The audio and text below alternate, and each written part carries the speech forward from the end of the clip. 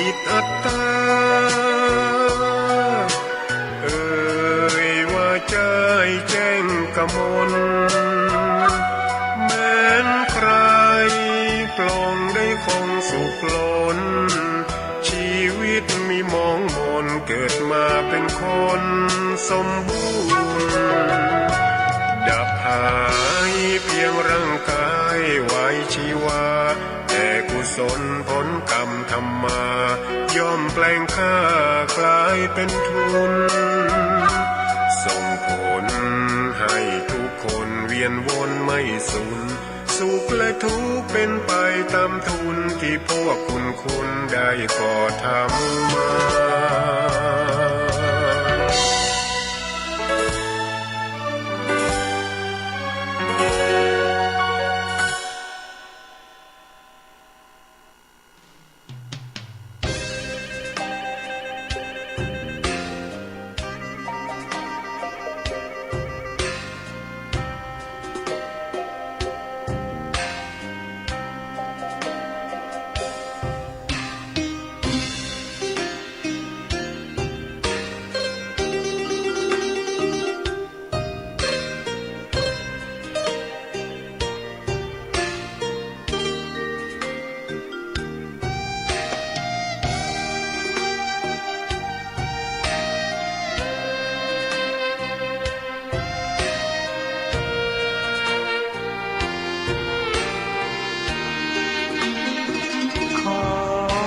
ตำนาน1,300 กว่าปี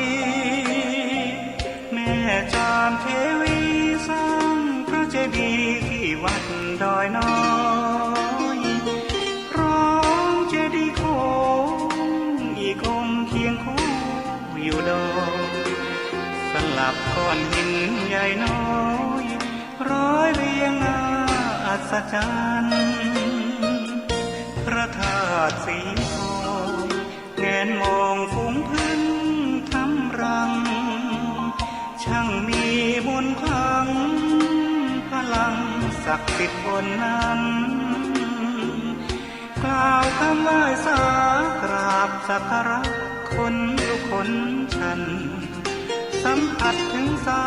ยสัมพันธ์คงเป็นลูกหลานเคยร่วมสร้างบุญวัดดอยน้อยอยู่กลางยอดดอยโรยต่ออำเภอดอยเหล่าเขตติดต่อป่าสางลำพูนเดินทางปลอดภัยจากเชียงใหม่หรือสายลำพูนยินดีต้อนรับนักบุญมาร่วมสร้างทานบารมีตี3 ตี 4เปิดสถานีฟังตุลุงยองนักเทศเสียงทองชื่อเสียงดังก้องทั่วฟ้าธานีตัวจริงเสียงจริงวัดดอยน้อยแม่จามเทวีต้อนรับญาติโยมที่มีจิตศรัทธามาร่วมสร้างบุญ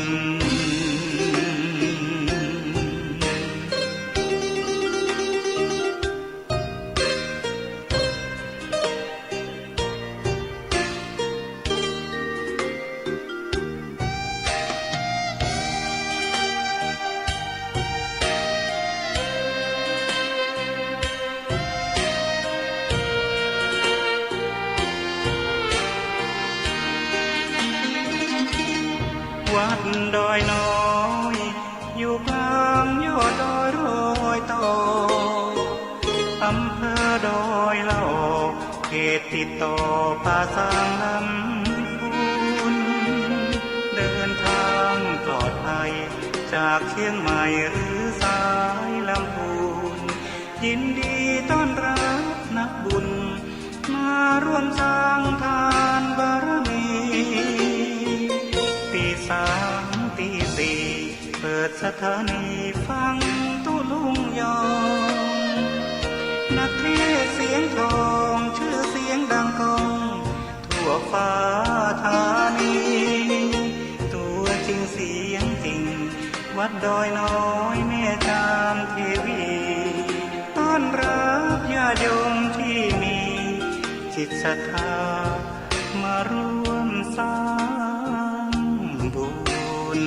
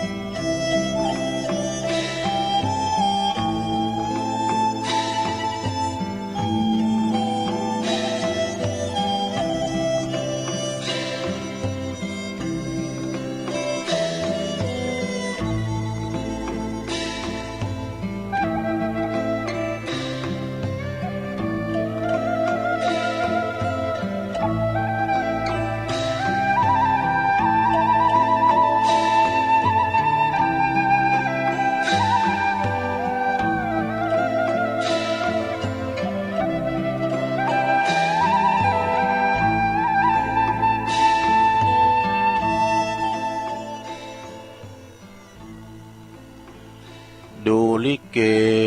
โขนหนังโปรดยังคิดมองชีวิตคนเล่นเช่นโขนหนังบางครั้งสุขทุกรุมสุมประดังไม่กี่ครั้งก็ลาลับกลับเข้าโลงวัดพระธาตุดอยน้อยพันปีรถดีแคนตาลูปลำใหญ่กวางชนเรื่องชื่อลือไกลกลองใหญ่สืบสารประเพณีตื่นเจ้าขึ้นมายิ้มแย้มแจ่มใสทุกโศกโรคภัยหายไปหมดสิ้นก็ขอความนอบน้อมแด่พระรัตนตรัยอันมีพระพุทธพระธรรมพระสงฆ์เป็นสรณะที่พึ่งกราบแนบไต่ไหวสาถวายความเคารพมายังครูบาอาจารย์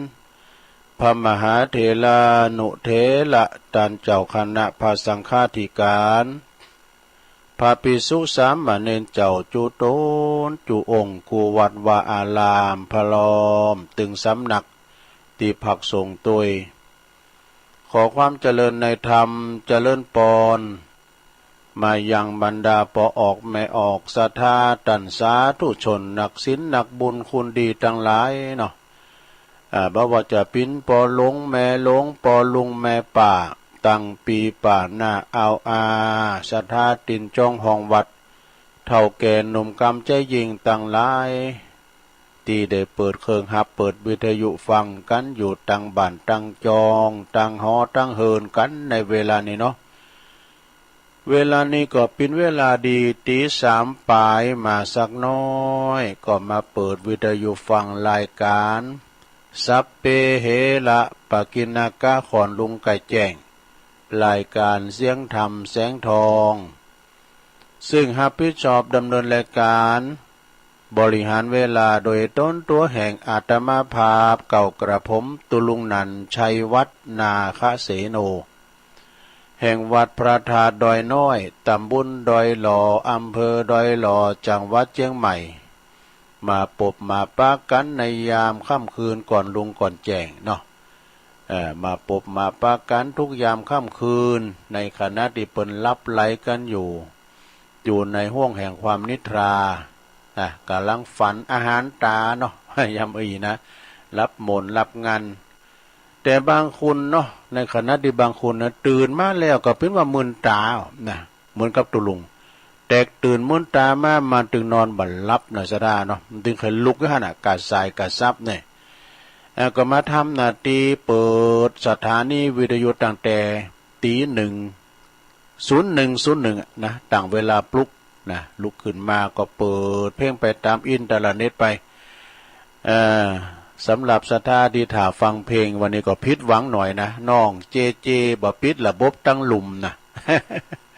ก็เลยเพลงบพจกรรมแต่ว่าห่วยตองซักนินดังแต่ที่สองไปเพลงนะเพลงบะเก่าแห่งความหลังเป็นยังเนาะ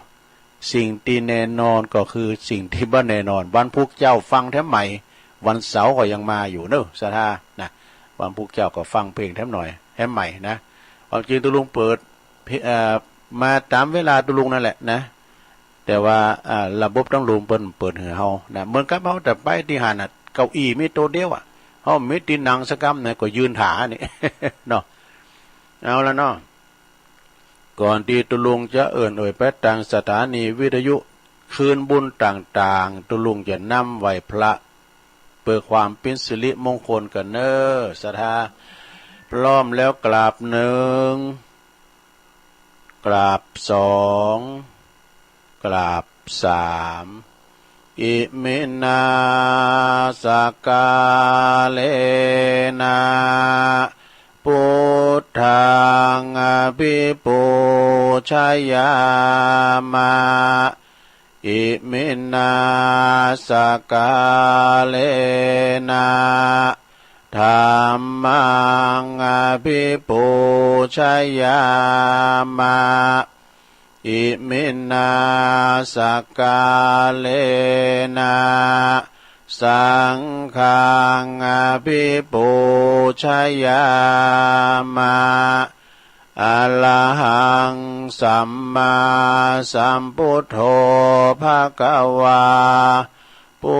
ทธังภะคะวันตังอภิวาเทมิสวากขาโตภะคะวะตาธัมโมธัมมังนัมมัสสามิสุปฏิปันโนภะคะวะโตสาวกสังโฆสังฆังนะมามินะโมตัสสะภะคะวะโตอะระหะโตสัมมาสัมพุทธัสสะนะโมตัสสะภะคะวะโตอะระหะโตสัมมาสัมพุทธัสสะนะโมตัสสะภะคะวะโตอะระหะโตสัมมาสัมพุทธัสสะอิติปิโสภะคะวะอะระหังสัมมาสัมพุทโธวิจาจารณะสัมปันโนสุขโตโลกวิโตอนุตตโลปุริสะธัมมัสสารติสัทธาเทวมนุสสานังพุทโธภะคะวะติสวากขาโตภะคะวะตาธัมโมสันติติโกอากาลิโกเอหิปัสสิโกโอปันนยิโกปัจจตังเวทิตาโปวินโยหิติสุปฏิปันโนภะคะวะโตสาวกสังโฆอุจจุปฏิปันโนภะคะวะโตสาวกสังโฆยายะปฏิปันโนภะคะวะโตสาวกสังโฆสามิจิปฏิปันโนภะคะวะโตสาวกสังโฆญาติตังจัตตาลิปุริสะยุคาเนอัตถปุริสะปุคคลาเอสาภะคะวะโตสาวกสังโฆอาหุนายโยปะหุนายโยตักขินายโยอัญจลิกาลนิโยอนุตตลังปุญญเขตังโลกัสสาติจะยันโตโปธิยามุเลสักยานังนันทิวัตโนเอวังตวังวิจัยโยโหเหจัยสุจัยมังคะเล อาปลาจิตตปันลังเกสีเสปัทาวิปุคะเลอภิเสเกสปะพุทธานังอากาปโตปโมทติสุนักตังสุมังกลังสุปปาตังสุโหติตังสุขันโดสุโมโหโตจะสุยิทังพลัมมาจาริสุปัทคินังกายกัมมังวาจากัมมังปัทคินังปัทคินังมโนกัมมังปณิทิเตปัทคินาปัทคินานิกัตวานะลาพันตัตเถปัทคิเนสัพพิติโยวิวัจจันตุสัพพะโลกโควินาศตุมาเตภวัตวันตรายโยสุขิติงกายุโกภวะอัมพิวาทนาสิลิสานิจังวุตตาปัจจายโนจัตตารโอธรรมาวาทันติอายุวันโนสุขังปะลัง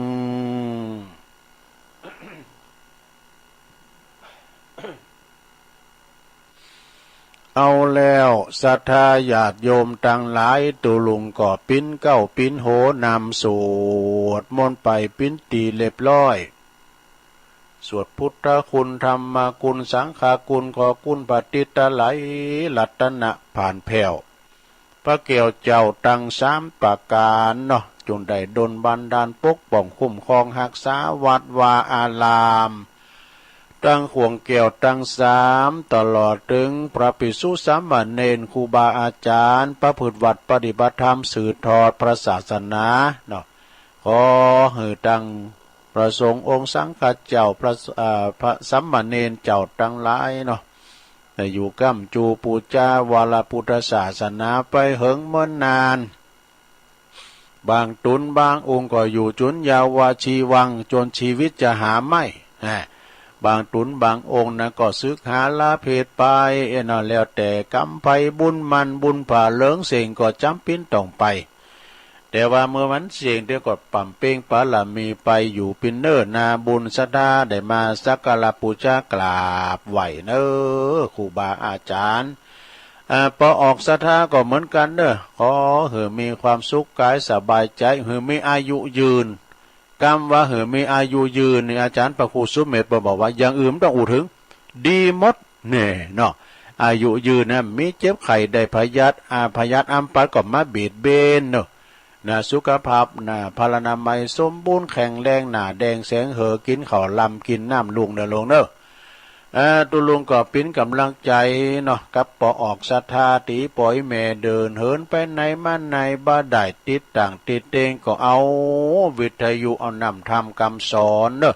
ปิ้นกูปิ้นกีมกันไปจะนั่นซะดาเนาะลูกหลานตั้นเต่าจะออกคุ้มออกโหออกรถออลาออกไปก็มีสติก่อนสตาร์ทรถเฮามีหลายรถเปิ้นก็มีรถเฮาก็มีระวังตึงเปิ้นตึงเฮาเนาะ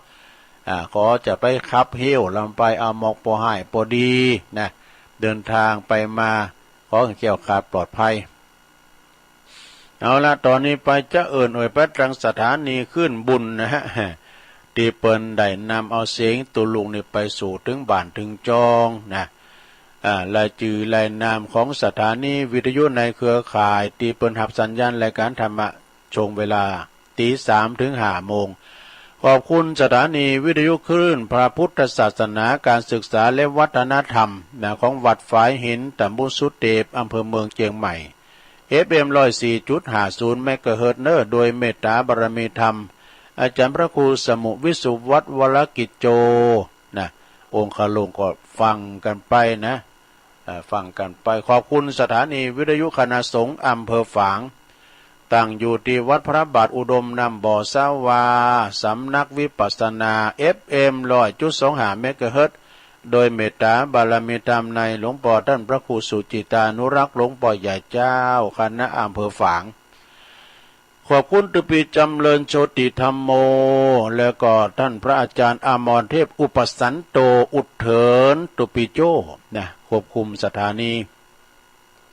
ขอบคุณสถานีวิทยุแดนดินถิ่นล้านนาตังอยู่ที่บ้านลงวัวตำบลนำบ่อหลงสันป่าตองเชียงใหม่FM 103.50 เมกะเฮิรตซ์โดยคุณรุจิตสมบัติเงาคำนะขอบคุณสถานีวิทยุคลื่นธรรมะของชุมชนวัดห้วยตองซักตำบลขวงเปาจอมตอง FM 98.75 เมกะเฮิรตซ์โดยเมตตาบารมีธรรมอาจารย์พระครูวาปีวรมานิตท่านพระอาจารย์ชวลิตชัยวังโสโซนไต่สายแต่ก็ฟังตั้งแต่เพลงมาแล้วนะขอบคุณสถานีวิทยุมนต์เสียงธรรมอำเภอแม่แจ่ม FM 106.25 เมกะจุดเจ็ดแม่นกะโอ้ตัวลุงก็งงมากนะวัดบุพาราม FM 106.25 เมกะเฮิรตซ์โดยเมตตาบารมีธรรมหลวงพ่อท่านพระครูมงคลวิสิทธิ์หลวงพ่อใหญ่เจ้าคณะอำเภอแม่แจ่มขอบคุณท่านปลัดอุทัยตึงสองอุทัยหน่วยตัวเนอร์แม่แจ่มนิ่มแน่ใจว่าดังเติมหูเนอร์เปิ้นสอมเคิงบ่นะขอบคุณสถานีวิทยุเน็กเนียวเรดิโอ FM 96.75 เมกะเฮิรตซ์ตั้งอยู่ที่บ้านโจงตำบลทุ่งกวาวห้างหุ้นส่วนจำกัดอนุสรณ์เรดิโออำเภอเมืองปานจังหวัดลำปางขอบคุณสถานีวิทยุชุมชนคนเหนือเขื่อนตั้งอยู่ที่บ้านดงดำอำเภอฮอดจังหวัดเชียงใหม่ FM 90.75 เมกะเฮิรตซ์เนอร์ขอบคุณสถานีวิทยุเพื่อการศึกษาและพัฒนาอาชีพอาร์เรดิโอเน็ตเวิร์ก FM 103.00 เมกะเฮิรตซ์อำเภอเมืองจังหวัดลำปางโดยคุณอนุพงษ์ตาจีนะขอบคุณสถานีวิทยุอาร์เรดิโอเน็ตเวิร์ก FM 99.50 เมกะเฮิรตซ์วิทยาลัยเทคโนโลยีเพื่อการจัดการกฟผแม่เมาะลำปางและขอบคุณน่านฟ้าเรดิโอคุณลุงนิรันดร์ปันดอนตอง FM 100.25 เมกะเฮิรตซ์เนอะนี่แล้วขอบคุณพี่น้องสถาที่เพิ่นฟังทางแอปทางไลน์ทางระบบอินเทอร์เน็ตทั่วโลกที่เพิ่นฟังกันอยู่นะบัดนี้เนาะอันนี้เป็นและจีรนามของสถานีวิทยุคืนบุญต่างๆเนาะกระบอกเสียงคืนบุญเปิ้นได้ลิงก์สัญญาณไปนำออนรายการช่วงเวลาตอนเจ้าไปสู่ตันผู้ฟังถึงจองถึงบ้านนะตุลุงก็มาเข้ารายการนะก็ได้มาทบทวนต่างๆเนาะได้มาคุ้นคว้าทำการบ้านไว้ก็เอามาเราสู่จู้ตันผู้ฟังต่างหลายเนาะมาปะการวันนี้ก็คือตรงกับวันศุกร์ที่3นะเดือนมีนาคมพุทธศักราช2566เข้ามานี่เนอะวันนี้วันศุกร์เอาเราเสาร์เอาหน่วยวันพรุ่งนี้ก็จะเป็นวันเสาร์จะเป็นกิจกรรมยกวัดมาบ้านตามปกตินั่นน่ะเนอะสถาเนาะ ตามปกตินะจะได้ญาติโยมทั้งหลาย ในรายการสารธรรมสเปเหระเนาะสถาญาติโยมทั้งหลายมาฟังกันไปนำธรรมคำสอนก็วันนี้ก็เป็นไก่มาแล้วเนอะไก่มยาตุลุงก็มันไก่วันมาฆปูชานะเป็นวันสำคัญทางพระพุทธศาสนาเป็นวันสำคัญที่พระพุทธเจ้าแสดงโอวาทปาติโมกข์เนาะซึ่งก็เหตุเกิดอัศจรรย์ขึ้น 3-4 อย่างด้วยกันนะอย่างที่แม่น้อยกาดนัดเปิ้นเล่าไว้ พระภิกษุสงฆ์ที่เปิ้นมาประชุมจุ่มนุมกันในปุตโตปัน250ตุนมาโดยไม่ได้นัดหมายไม่ได้ส่งไลน์ให้กันเลยนะมาโดยวิธีจิตของไปของมันนะพระสงฆ์เหล่านั้นเป็นขีณาสพแล้วก็เป็นที่พระพุทธเจ้าโบสถ์เป็นนั้นอรหันตาทั้งนั้นเนาะเปิ้นก็บอกว่าละชั่วประพฤติดีแล้วก็ทำจิตใจมดใสไวยะนะจากบารมีทินต่างๆเนอะเอาละสระญาติโยมเปิดบ่เป็นการเสียเวลาหนักไปกว่านี้ตุลุงก็จะนำเอาสารธรรมนะเรียกว่าชาดกในธรรมมาเล่าสู่จู้กันฟังเนอะวันนี้นะเปิ้นว่าเรื่องลานี่เป็นตระกูลแขะมาแขะลานี่ตัวน้อยตัวแต้มแต่แข็งแรงนะลานี่เปิ้นเอาไว้ต่างเมงก้านี่ต่างเมงบรรทุกของสิ่งต่างๆ เป็นสัตว์สี่เท้ามีกีบด้วยนะคล้ายๆกับม้าตระกูลม้าได้เป็นลานะลาโง่ เพลงมันมีดอกลานี่ก็เมื่อว่าได้กินน้ำหางหมายความว่าไปกินน้ำอมฤตนี่นะน้ำหางมาก็เมาละห้องเอะอะโวยวายเป็นจะได้เมื่อครั้งตรัสรู้ใหม่ๆนะพระพุทธเจ้ากับพระภิกษุ500 องค์ ได้ไปจำพรรษาอยู่ที่เมืองเวรัญชยาเวรัญญชานะฮะเวลานั้นก็เกิดนะเขาอยากหมากแป้งว่าอดอยากกันนะเวลาออกวาสาแล้วจึงพากันเสด็จกลับกรุงสาวัตถีเจ้ากรุงสาวัตถีก็ได้จัดการเลี้ยงพระปิ้นการใหญ่ก็มีพวกกินเด่นนะพวกกินเด่นเนี่ยมันอาศัยกินกับตุเจ้า กินเด่นนี่ก็เฮ้ยว่าถ้าไปก็ไข่โยมนะคุณกินแอบเนาะคุณกินเด่นนี่ประมาณ500 คูณเหมือนกันเด้ออาศัยกินอยู่กับพระอยู่ในวัดในวานะพวกนั้นกินอิ่มแล้วก็ไปนอนตื่นขึ้นมาแล้วก็พากันไปลุงอาบน้ำเนี่ยไปลุงอาบน้ำที่น้ำตาบุญแล้วก็ห้องลำทำเพลงต่อยกันลิ่นกันเนี่ยชกต่อยกันลิ่นกันอย่างสนุกสนานนะทั้งทำอนาจารเนี่ยก็มีว่ะซึ่งในวัดพองตังนอกวัดพองจึงมีผู้ติเตียนกันต่างๆนานาเนอะพระพุทธเจ้าทรงทราบแล้วก็จึงตรัสว่าดูก่อนท่านทั้งหลายนะเมื่อก่อนนี่นะพวกกินเด่นหมู่นี่นะได้เกิดมาเป็นลากินเป็นลาบรรทุกของ เกิดมา เกิดมาเป็นลาบรรทุกของต่างคุ้นเคืองกินเคืองใจนะไปหือกองทัพนี่เวลากลับปิกมาแล้วจากสงครามนะพระราชา พระราชาก็จึงโปรดปรานฮือเร่งน้ำจันน้ำจันแต่เป็นอย่างน้ำจันเนี่ยไอ้นะก็ไอ้เวิงก็เนาะ น้ำอมฤตเนี่ยเนาะแกพกอันนี้มาอาชาในก่อนนะมาอาชาในนี่ก็กินแล้วมาสินทบเขาเนี่ยนะเมื่อพกมาอาชาในก็ดีมาสินทบก็ดีดื่มน้ำจันกันปิ้นตีเรียบร้อยเปิ้นก็มดเมาแล้วเนาะเมาแล้วเปิ้นก็ไปยืนสงบนิ่งไว้เปิ้นหมอกอาการนะกินแล้วเปิ้นหมอกอาการนิ่มอยู่คือนิ่งอยู่นะสงบอยู่ในตีอยู่ของตนของไผของมันบ่โวยวายมันยังสักอย่างนะสงบนิ่งนะแต่ว่าส่วนเวลาว่าพกลา500ตัวน่ะนะเมื่อปากันกินน้ำหางเจ้านี่มาอาชาในมาสินทบนี่กินตั้งโหด้วยกินน้ำโหก่อนนะนี่น้ำหางมันนี่ก็ปุถพกลาไห้กะไห้น่ะมันจางไว้หน่อยนะ มันน่าจะเข้มข้นนิดหน่อยนะใส่ก็เข้าไปกับปุถพอมเมาแล้วเนาะ พอเมาแล้วปรากฏว่าโวยวายชนทั้งหลายฝูงโวยวายปากันปิ้นหมูนะโอ้พระเจ้าแผ่นดินทอดพระเนตรหันแล้วก็จึงตรัสถามราชครูว่าเหตุใดฝูงม้าอาชันในฝูงม้าสินทบเปิ้นกินน้ำโหแล้วเปิ้นบ่โวยวายนะเปิ้นอยู่สงบนิ่งของไปของมันแต่พกลาเนี่ย พกลานี่เยอะแล้วกินน้ำหางแล้วยังว่าโวยวายราชครูก็จึงทูลว่ามันเป็นธรรมดาของผู้ที่มีนิสัยต่ำจ้านะเมื่อว่าได้ดิบได้ดีแล้วยอมโมเมาส่วนว่าผู้ที่มีนิสัยดีๆแล้วก็ถึงจะได้ดิบได้ดีแล้วก็บ่โมเมา บ่โมเมาดังนี้เนาะ เรื่องในเปิ้นจี้หันว่าตระกูลต่ำต้อยโดยมากที่สุดนะ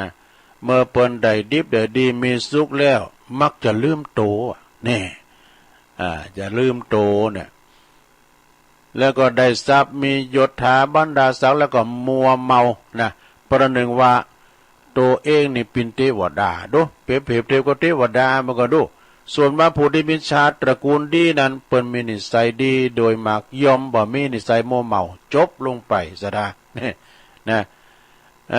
แล้วก็เปิ้นว่าเรื่องนี้ก็แฮมเรื่องนี้เปิ้นบอกว่าพระธรรมิกะเถระเจ้าผู้ปิ้นติปึงแก่บุตรและภรรยาเนี่ยคือมีเรื่องมาแถมแล้วว่าที่กรุงสาวัตถีมีอุบาสกคนหนึ่งเน่ะได้ทิ้งบุตรทิ้งภรรยาออกบรรพชาบวชจนได้สำเร็จเป็นพระอรหันตาเน่ะแล้วก็แนะนำให้บุตรแล้วก็ภรรยามาบวชด้วยบวชแล้วก็สำเร็จเหมือนกันเป็นอรหันต์เหมือนกันว่ะเมื่อมีผู้ซักเสริญพระพุทธเจ้าจึงตรัสว่าธรรมดาบัณฑิตบ่ควรมุ่งความสำเร็จเนอะเพราะว่าหันแก่โตหรือว่าหันแก่ผู้อื่น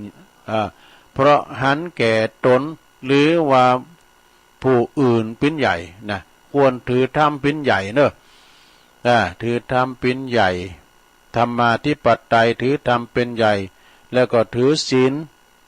คือปัญญาเป็นใหญ่ดังนี้นะเปิ้นบอกว่าคนดียอมทำดีให้แก่ตนและผู้อื่นได้อื่นได้ แล้วมีดำเลืองในอันนี้การฟังนะสดานฟังธรรมนะการฟังธรรมสุสังละพะเตปัญญัง ฟังโดยดียอมเกิดปัญญาเกิดจากการฟังแล้วลงเนอะเปิ้นว่าควรลักฟังเพลงนักเลงฟังข่าวคุณติ๋มใจเบาซอฟังซอคุณหมอกกับเปิ้งกับป้อนในซอฟังในยายคุณเปิ้นไข่สบายฟังธรรมไปหลง ฟังน้ำฟังธรรมไปนะธรรมะทานังสัพพะทานังธรรมะทานังจินาติการฟังธรรมนี่ซะนะมันมีอานิสงส์หลายอย่างบางคุณฟังธรรมไปฟังธรรมไปก็งูมูบเงาลับไปบางคนฟังธรรมไปเอามือขีดดิ้นลิ้นไป บางคนฟังธรรมไปโหนตุ่นไม้ลิ้นไปบางคนฟังธรรมไปแงนพอเดินพอดาวแต่บางคนฟังธรรมไปโดยต่างอกต่างใจเหมือนแม่หลวงเขาเนี่ยเนอะเหมือนปอหลวงแม่หลวงเขาเนี่ยฟังธรรมไปรับไปนี่นะได้ฟังได้ยังพองตุหลวงได้ยังพองฟังธรรมแล้วก็ได้ตื่นนี่โดย เปิ้นมาฟังทำไปมุบเงาลับไปนี่อดีตชาตินี่ปิ่นโกปิ่นงูอยู่ในปอดในงู พองก็ฟังทำไปขีดดิ้นหลินนะปุดโตจันแล้วปังหลังปิ่นใส่เดินพี่ขีดเดินว่ะมีความใฝ่ในดินอยู่หรอกฟังทำไปเอามือขีดดิ้นหลินไปคนที่สามฟังทำไปโหนตุ่นไม้หลินปิ่นว่านอนทำแล้วนะปิ่นบอกปิ่นว่านอนโหนตุ่นไม้ตุ่นหนึ่งไปหาตุ่นหนึ่งโหนตุ่นไม้ตุ่นหนึ่งไปหาตุ่นหนึ่งฟังเมื่อกำจะฟังนะบางคุณนี่ปิ่นอย่างอ่านแต่ลงเปิ้นเตดน้ำเตดทำเอาคุยก๊อกหมากก๊อกช้างบอลเป็นบ่ลงกงกังเนี่ยนะแล้วมาสอบอู่เปิ้นฟังเมื่อกำจะฟังนะเนี่ยจอกแจ๊กเกาหันเกาหนีกันนี่มันก็เหมือนกับวานอนฟังทำไปก็โหนตุ่นไม้ลิ้นไปมีความใฝ่ในตุ่นไม้นะและบางพองก็ฟังทำไปแงนพอเดินพอดาวพระสุขเข้าพระเสาแทรกเป็นคุณที่ว่าสอบดูโชคชะตาราศีนะดูดวงดูดาวกันไปแล้วคุณฟังไปนี่นิ่มใจนิ่มเต็งมันก็เหมือนกับปอหลวงแม่หลวงเขาเนี่ยนะต่างอกต่างใจฟังนำฟังธรรมไปการฟังธรรมนะเรื่องนี้เป็นมีมาว่าคราวหนึ่งเจ้ากรุงสาวัตถีได้จักชวนกันไปฟังธรรมฟังเทศน์ที่วัดวะเป็นกลุ่มเป็นหมู่นะอยู่ตามถนนพองอยู่แถวถนนของตนพองไอ้นะเปิ้นประกาศว่าจะฟังธรรมจะตลอดโตลุงโอ้เปิ้นมาเทศธรรมโตลุงเนอะ เทศธรรมโตลุงสมัยแต่ก่อนนะไปผ่อนหนังโตลุงก็ได้ตัวตีนฟ้าพอยกหนังย่ำจบเลยคุณก่อมนี้เปิ้นไปกาดไปลีกันน่ะแม่สายหนังโตลุงก่อนนะแต่ว่าบ่อาจฟังตลอดได้เนาะ เปิ้นว่าโอ้จะฟังตลอดยันลุงแต่ว่าก็บ่อาจจะฟังตลอดจนลุงเจ้าได้บางพวกบางคนก็นึกถึงสามีนึกถึงภรรยากลับไปนอนก็มีบ่ตั้นโตลุงสักกรรมบางพวกก็นึกถึงว่าบ่ป้ออกบ่ป้อใจ แล้วก็เลยปิกไปเฮก็มีบางพวกก็งงเงาเห่านอนก็ปิกไปนอนรับดีกว่าเว้ยนี่ฟังทำนะฟังน้ำฟังทำกินผีดำกับเขา วาลินสมาเนี่ยอยู่มาวันหนึ่งเนอะซะนะอยู่มาวันหลังพระพุทธเจ้าก็เลยทรงสาปจึงตรัสว่าปุถุชนก็คือคนที่แน่นันแน่นหนาไปโดยกิเลสเหมือนกันนะโดยมาก็ยอมติดอยู่ในโลกเนอะนะเจ้าจนกันออกจากโลกแห่งวัฏสงสารจนออกจากโลกก็ยอมมีน้อยดังนี้นะเรื่องนี้เปิ้นจริงหันว่าการฟังธรรมก็เป็นการฟังได้ยากนะ การที่จะฟังธรรมนี่ก็ฟังได้ยากนะสมัยใดก่อนในหลวงเอ้ยถ้าจะฟังธรรมก็ต้องไปวัดไปว่าบ่เดี๋ยวนี้ฟังได้ตลอดเวลาหลวงนะบ่เดี๋ยวนี้ก็ฟังธรรมนะหลวงก็ดูลงก็ทำมันเราเนาะจับเดก็บางตุนไปก็เตดน้ำเตดทำไปแม่หลวงเขาก็จะนอนฟังก็ได้นะฟังไปก็หลับไปพอเรียกว่าทุกอิริยาบถสี่นั่งนอนยืนเดินฟังไปยิบจักไปนะตั้งแต่ไหนแต่ไล่มาแล้วเขาฟังทำไปโดยอยากนะผู้ที่มีไม่มีนิสัยดีย่อมก็ไม่ชอบฟังอุ้ยไปฟังอย่างเดือทำนะฟังดูเจ้าตุนได้ก็ว่ากระเลิงตายบ่ะนี่ฟังอันได้ก็กำเก่านะเนาะคุณว่าใดคุณไหวเสียบ่ะนี่มันว่าไปพูนก็ตัวมันฟังก็เยี่ยมดักไว้ฮะเนาะ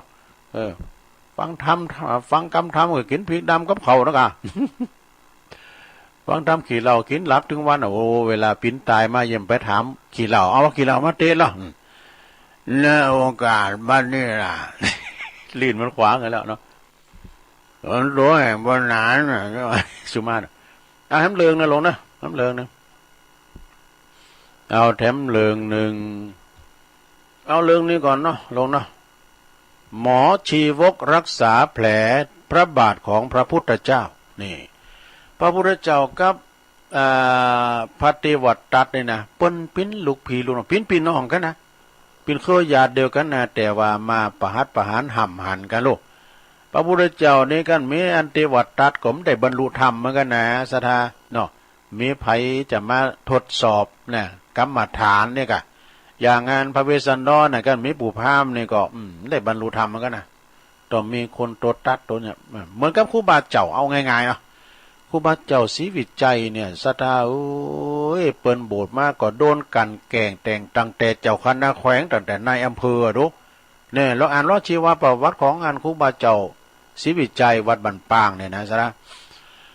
โดนกันแกล้งตลอดเนาะเนี่ยเปิ้นว่ามีมารปาละมีมแก่มันเกิดแก่บักแก่กะนะซะนะมันต้องมีมารมายุยงบองกาพระพุทธเจ้าโลเปิ้นก็ยังมีมารเนาะนี่นะลองฟังหมออาชีวกในพระเจ้ารักษาแผลของพระพุทธเจ้าอย่างใดในคราวหนึ่งนี่พระเทวตัตนี่พระเทวตัตได้รวมคบคิดกันถึงพระเจ้าอาชาติศัตรูนะทำเครื่องยนต์นี่อย่างโหน่ะทำเครื่องยนต์สำหรับกิ่งก้อนหินศิลาเนี่ยนะจากภูเขาไว้แล้วเปิ้นแปลงเครื่องไว้แล้วนะเครื่องหยามหัวนะเมื่อว่าพระพุทธเจ้าเสด็จไปเดินจงกรมอยู่ที่เชิงภูเขานั้นปฏิวัติตัดจึงงัดบ่อหินศิลาก้อนใหญ่นะลงจากเขาคิจกูฏโดยว่าเครื่องยนต์นะโดยเครื่องยนต์เพื่อจะได้ตกถูกใส่พระพุทธเจ้านะแต่เมื่อก่อนศิลาอันใหญ่นั้นก็ตกลงมาแล้วก็ก่อนใหญ่ศิลาแถมก่อนหนึ่งไปบังไว้นะไปปะทะบังไว้บังให้ตกมาข้างหลังก่อนศิลาใหญ่นั้นก็เลยกระทบกันแตกเป็นสะเก็ดเล็กๆน้อยๆมาสะดินมาใส่หลังพระบาทของพระพุทธเจ้าทำให้พระโลหิตห่อเนี่ยเลือดจ้ำเลือดยิ้มนะลงซะนะสมัยก่อนนี่เฮาได้เลือดตกยังออกมีจับผ้าบาทก็ดีนะมีหยังบ่ตุดเลือดยาดอกขาวนะลงเนาะยาดอกขาวในหูจักเป็นยาหยังยาเมืองวายว่ะป่าว่าไปยาเมืองวายปิดที่ไว้เราเทิน ปายาเมืองวายว่าซะนะเอามาตุบใส่นะตุบใส่เนี่ยปุ๊บมาตุดเลือดทันทีอ่ะนะเอาทำหือพระบาทนั้นห่อเลือดเนอะคือทำหือเลือดทำหือห่อเลือดเลือดจำเลือดไหลพระพุทธเจ้าจึงเสด็จกลับรับสั่งว่าจะเสด็จไปตีวัดของหมอชีวกนะหมอชีวกเนี่ยเป็นหมอนะเป็นปรมาครูของหมอเลยนะหมอชีวกะเนี่ยพระภิกษุทั้งหลายก่อนนำเสด็จไปที่หมอชีวกทราบเรื่องเลยประกอบยากะประกอบยาอย่างแห้งมาปิดหลังพระทีนพระบาทเนาะมาโมะไว้นะก็คล้ายๆครับยาดอกขาวเนี่ยตุบตำว่าเอามาใส่หลังตีนไว้นะเนาะตุดเลยหรอเปิดว่าจากกันบ่หือปิ้นแผลบ่หือปิ้นแผลกระเดียวมันจะมีแผลสักซ้อนนี่นะเนาะแล้วก็ทูลว่าข้าพระองค์นี้ก็ยังได้รักษาคุณไข่ในเมืองทำเด้อนะข้าพระองค์นี้ก็จะไปเยี่ยมไปใจข้าจะทูลไปเยี่ยมไปใจพอคุณไข่ในเมืองกันเนอะปีกมาแล้วย่านี่นะมันปิ้นปิดยานี่หือปิดไว้กระทั่งข้าพระองค์จะกลับมาเด้อนะยานี่มันเป็นยาแห้งยาห่อนเนอะยาห่อนยาแห้งนะแต่เมื่อหมอชีวกเข้าไปในเมืองแล้วปรากฏว่าไปเยี่ยมคนไข้ในเมืองกันเนาะไปเยี่ยมคนไข้ในเมืองปีกมาแล้วบัดตันถึงประตูเมืองเนี่ยปุถุนายด่านดูนายประตูในปิดประตูให้ก่อนบ่ได้ปีกสกรรมปีกมาบ่ได้จึงจำเป็นต้องนอนอยู่หน้าประตูหันคืนหุงกันเนาะจึงออกจากเมืองไปเฝ้าพระพุทธเจ้าไม่ได้เขาก็เลยนอนปิ้นตุกอยู่ว่าเฮานี่ปิ้นบาปเสียใหญ่แล้วปิ้นบาปใหญ่เสียแล้วเพราะว่ายาติปิดพระบาทไถ่ของท่านพระพุทธเจ้านะมันเป็นยาแห้งมากเนอะเป็นยาแห้งนะเมื่อถึงเวลาแล้วกันเฮาเปิดออกเลยนะเปิดพระชัตเตอร์พระชัตเตอร์ตอนนั้นมีแล้วก็เปิดยาออกนะก็จะได้ก็จะทำมือห้อนนะห้อนพระวรกายทั้งคืนยันรุ่งว่ะนี่ขณะนั้นพระพุทธเจ้าเปิ้นเล็งโดยญาณเนาะเล็งโดยพยานว่าหมอชีวกมาไม่ได้เพราะว่าเปิ้นประตูปิดนี่ประตูปิดจึงตรัสบอกคือกับพระอานนท์ซึ่งเป็นพระอุปถากนะดูก่อนอานนท์หมอชีวกเนี่ยเปิ้นปีกมาไม่ได้ประตูปิดเนาะมาไม่ได้เขาก็คิดว่าเวลานี้นะเป็นเวลาที่จะต้องแก่แผลแล้วนะจะได้เปิดแผลแล้วเธอจุงแก่แผลแก่ผ่าปั้นนั้นออกนะปอพระอานนท์แก่แผลแก่ผ่าปั้นสกอตเทปนะมันสกอตเทปไม่มีอะไรดูก่อนออกแล้วปาโกดว่าพระบาทไทยนะพระบาทนั้นเป็นปกติติดกันอย่างดีนี่มีเลือดยิ้มละหายเป็นปกติเจ้าคืนมาหมอชีวกก็รีบลุกล้นเข้ามาเข้ากราบทูลพระพุทธเจ้าพระองค์ก็จึงพระองค์ทรงเล่าร้อนพระวรกายหรือไม่ห้อนอกห้อนใจก่นะยานี่มันยาแห้งนะนะผลิตอย่างนี้ยาแห้งแหละพระพุทธเจ้าก็จึงตรัสว่านี่เนี่ยอาชีวกนะความเล่าร้อนทั้งสิ้นของพระตถาคตก็หายไปหมดแล้วตั้งแต่เมื่อคืนแล้วเพราะว่าอานนท์เปิ้นเอาออกขึ้นแล้วนะหายปกติดีแล้วนะเรื่องนี้เปิ้นก็จริงหันว่าเนาะยาของหมอชีวกนั้นเป็นยาศักดิ์สิทธิ์เนาะเป็นยาที่ศักดิ์สิทธิ์มากเลยทีเดียวเพียงแต่ปิดไว้ชั่วคราวเท่านั้นเองก็ทำหือหลังพระบาทไถ่หลังพระบาทของพระพุทธเจ้าที่ห่อเลืออยู่นั้นหายเป็นปลิดทิ้งดังปกติดังเก่าเนี่ยแล้วก็ชี้หันว่ายานี่เป็นยาห่อนจบลงไปสถาเนาะอันนี้พระพุทธเจ้ากับพระอานนท์นี่เป็นพระละปักกันเนาะนะยู่บ่หินนะพิสมัยเดี๋ยวเป็นยับแล้วก็ตำรวจยับแล้วแต่ว่าพระอานนท์เพิ่นก็ติดสอยหอยตาม พระพุทธเจ้าไปกุฏิกูแห่งมีหันตีหนึ่งเปิ้นด่าก็น่ะเปิ้นจ่างมาด่าดูด่าพระพุทธเจ้าด่าหมดอ่ะนะด่าน่ะถึงแม้ยิ่งพอใจด่าพระพุทธเจ้าอานนท์ว่าโอ้ข้าเดชพระพุทธเจ้าหนีไปเดินหนีจากเมืองนี้ไปเองพระพุทธเจ้าพระกรมนี้นะถ้าเฮาหนีไปเนี่ยเมืองอื่นเปิ้นด่าแล้วเฮาจะหนีไปไหนแถมเนี่ยคือแก่ที่ตุนเหตุอีโดแก่ที่ตุนเหตุสายยางมันยาวไปถึงปูนแล้วก็น้ำมันลดก๊อกก็แก่ที่ก๊อกเนี่ยเอาใส่ได้ไหม ง่ายๆเนาะอันนี้ก็จบลงไปเนอะสดาญาโยมทั้งหลาย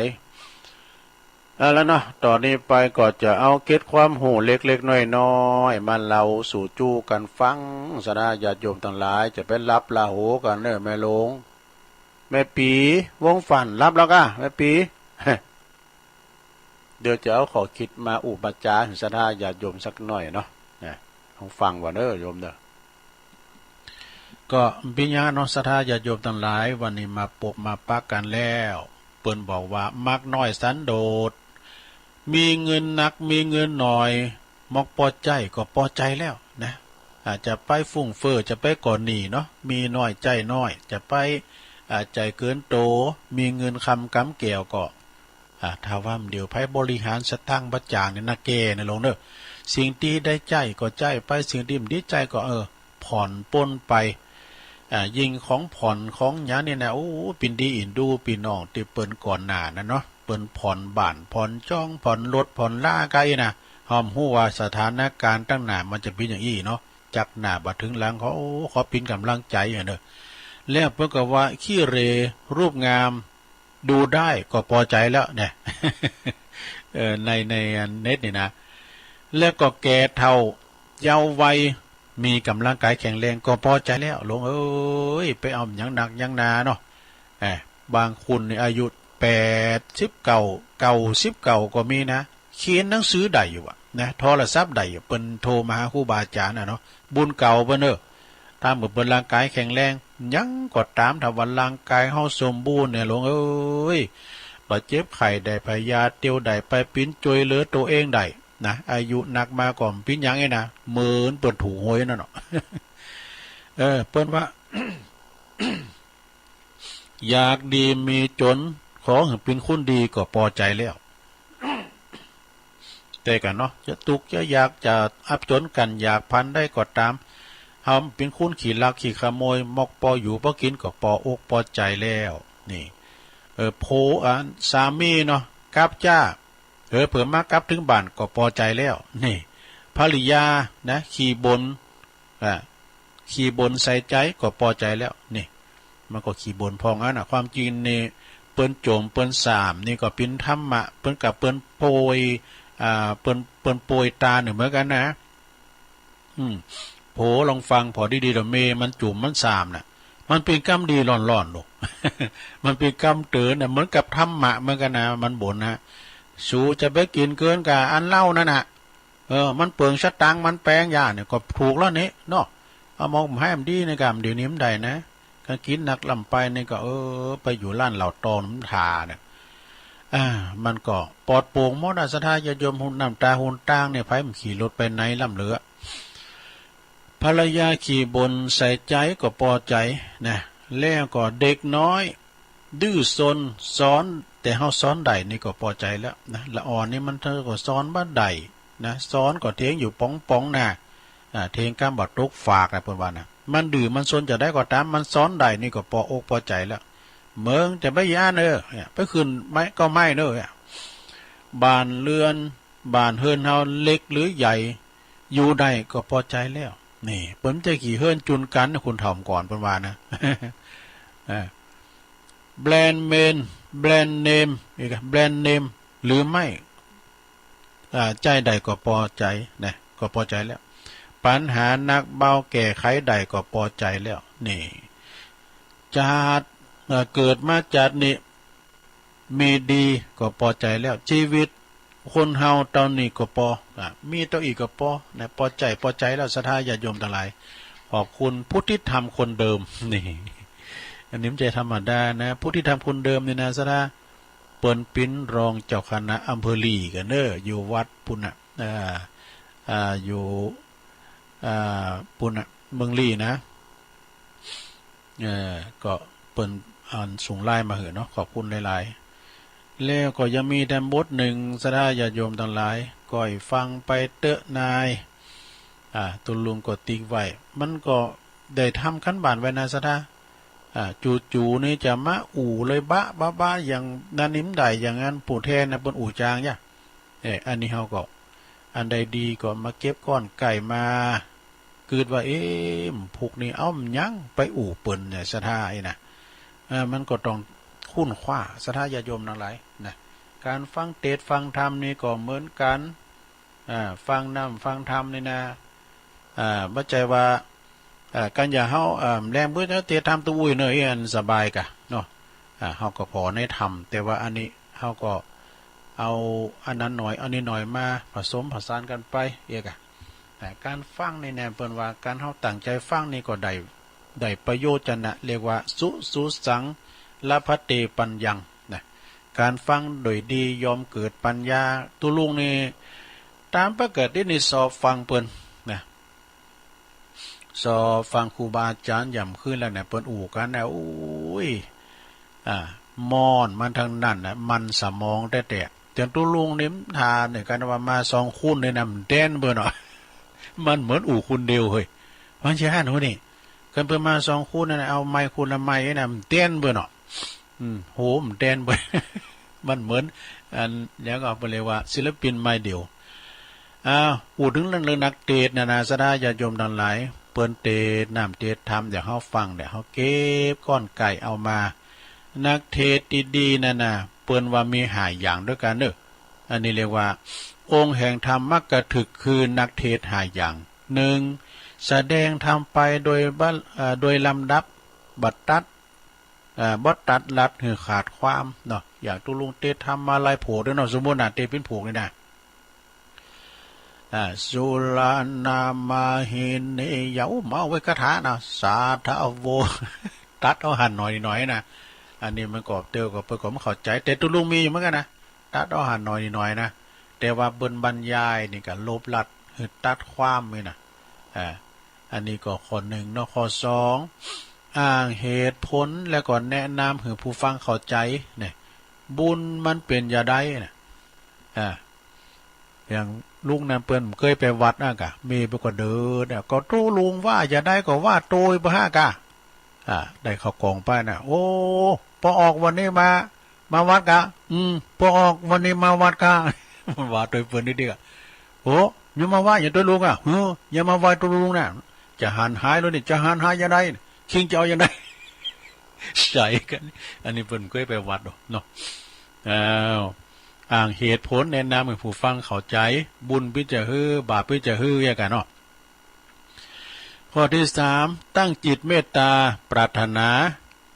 ให้ปันประโยชน์แก่ผู้ฟังนี่ปรารถนาให้ปิ้นประโยชน์แก่ท่านผู้ฟังนี่พออย่างศรัทธาญาติโยมเขาถึงวันเนี่ยเขาฟังหรอกครูบาอาจารย์ว่าเนี่ยกันเวลาว่าไฟฟ้าดับก็ดีอินเทอร์เน็ตบ่ดีก็ดีมันได้ยินนะโปโตโหยหาโดก็ตุเจ้ามื้อนี้ไปไหนบ่ยิดักแซบอีนะกว่าที่วิทยุมันจะออกจากแม่หลวงเขาได้ยินนี่นะหลวงเอ้ยมันแจ่มแห้มดีนะเสียงตุลุงอูดนี่เนี่ยวัดพระธาตุน้อยๆเนี่ยมันไปพระปูนกะว่าปหลวงนั้นอาคมว่านะมันไปกรุงเทพแล้วปิกมาว่าดูโอ้เดี๋ยวนี้ย่ำถึงนครสวรรค์เลยกันเพิ่นว่าอันนี้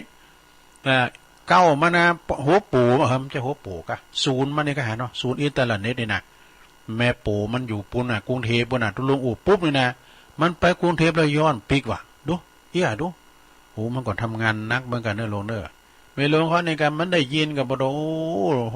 เดือดร้อนกันนี้เนี่ยกว่ามันจะได้ยินในน้ำแจ่มห้ามดีนี่นะสมมติลุงเต็กนะเต็กปุดเต็กแม่นะมายิ้มดังไอ้นะปุดปูเหอแตกก็แหละอาจารย์วิศวัตก็โทรมานี่ตัวลุงผมเปิดรอยเนี่ยตัวลุงย่ำเปิดมาน่ะ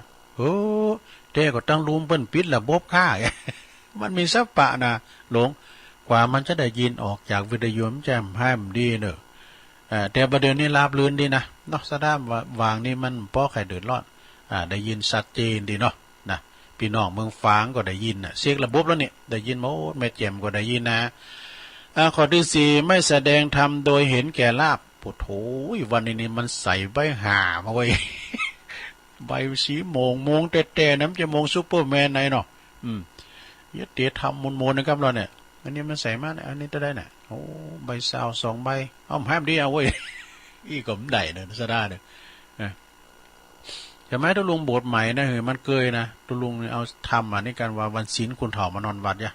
แต่งก็ไปตีที่เพิ่นฟังนี่ปนหน่อยปนนั้นเพิ่นก็ได้เด็ดสอนนี่โอ้ครูบาอาจารย์ตุลุงนักเด้อ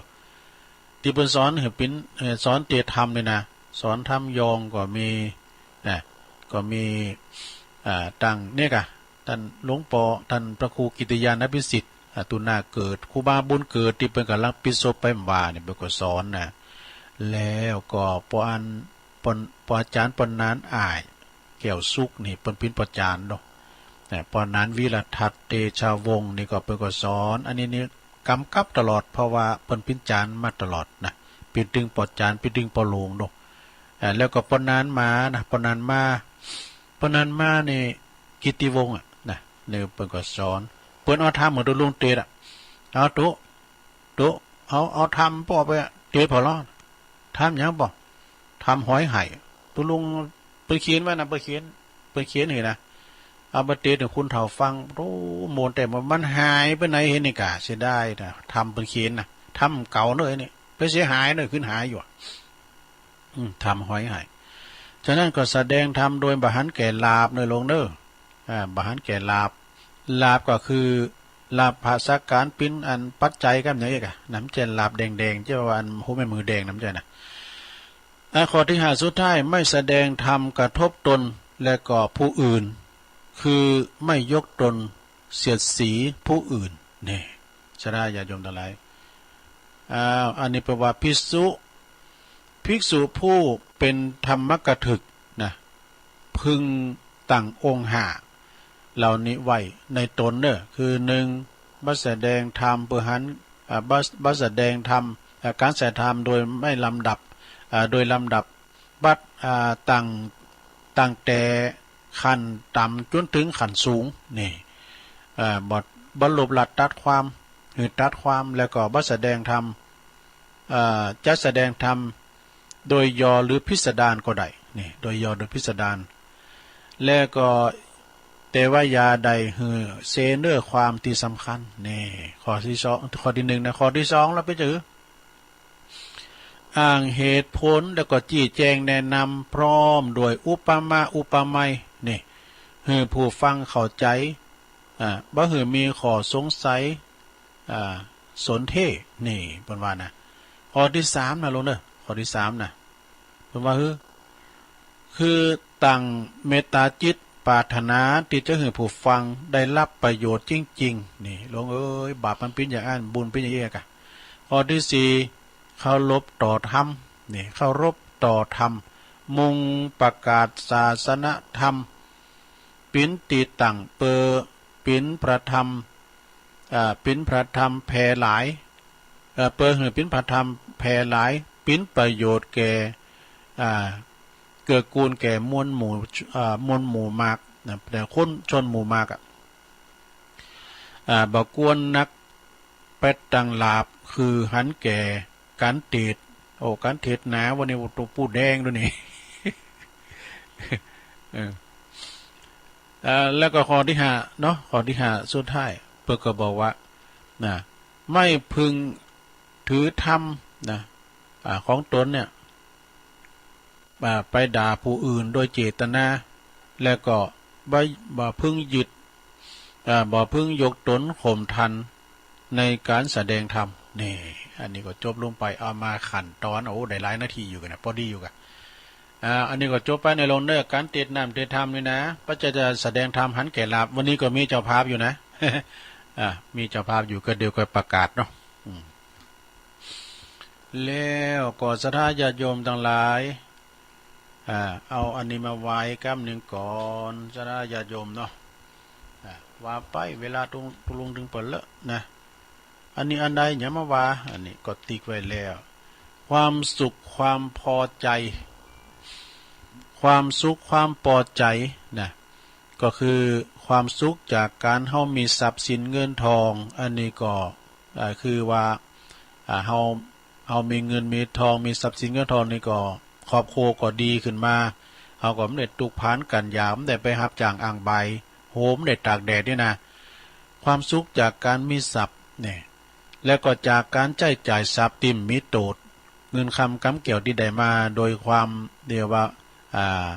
เดี๋ยวความบริสุทธิ์ใจบ้าหลอกลวงไผบ้าจอบักโกงไผมาเลี้ยงชีวิตคือปิ้นน้ำพักน้ำแรงน้ำบานน้ำแหงของทางนั้นความสุขเหล่านี้นะอาจนำปาให้เกิดความหลงประมาทนะบางทีก็ให้เกิดความหลงประมาทการแสวงหาตีบ้าชอพองเนี่ยเอาทรัพย์สินเงินทองไปใจในทางที่พิษพองทำให้คนอื่นเดือดร้อนนะปิ้นบาปปิ้นกรรมแก่ตนเองนะจะปิ้นบาปปิ้นกรรมแก่ตนเองได้แต่ถ้าหู้จักใจทรัพย์นะก็จะเกิดคุณประโยชน์แต่บางคนก็หันแก่ได้นะเปรียบเงินทองนั้นปิ้นพระเจ้าตีจะบันดาลความสุขหือยอมได้เปิดเงินมีเงินหนักมาเปิดเงินมีเงินหนักนี่นะยอมได้เปิดมีเงินมีทองมีเงินมีคำหนักมีก็มีความสุขแล้วนะจะอยู่อย่างใดจะอยู่กับไผจะอยู่ที่ไหนจะปิ้นอยู่อย่างใดคือเฮามีเงินก็เป็นสุขอีนะเงินคำนี่มันอำนวยความสะดวกแก่ในจัดนี่จัดเมืองคุณนี่เนอะถ้าว่าไปเมืองอื่นจะไปสู่ภพอื่นโลกอื่นนะก็บุญนะเนอะสร้างบุญกุศลนะเนอะที่จะเป็นตัวจ่ายไปนะความสุขของคุณบางคุณอยู่ที่เงิน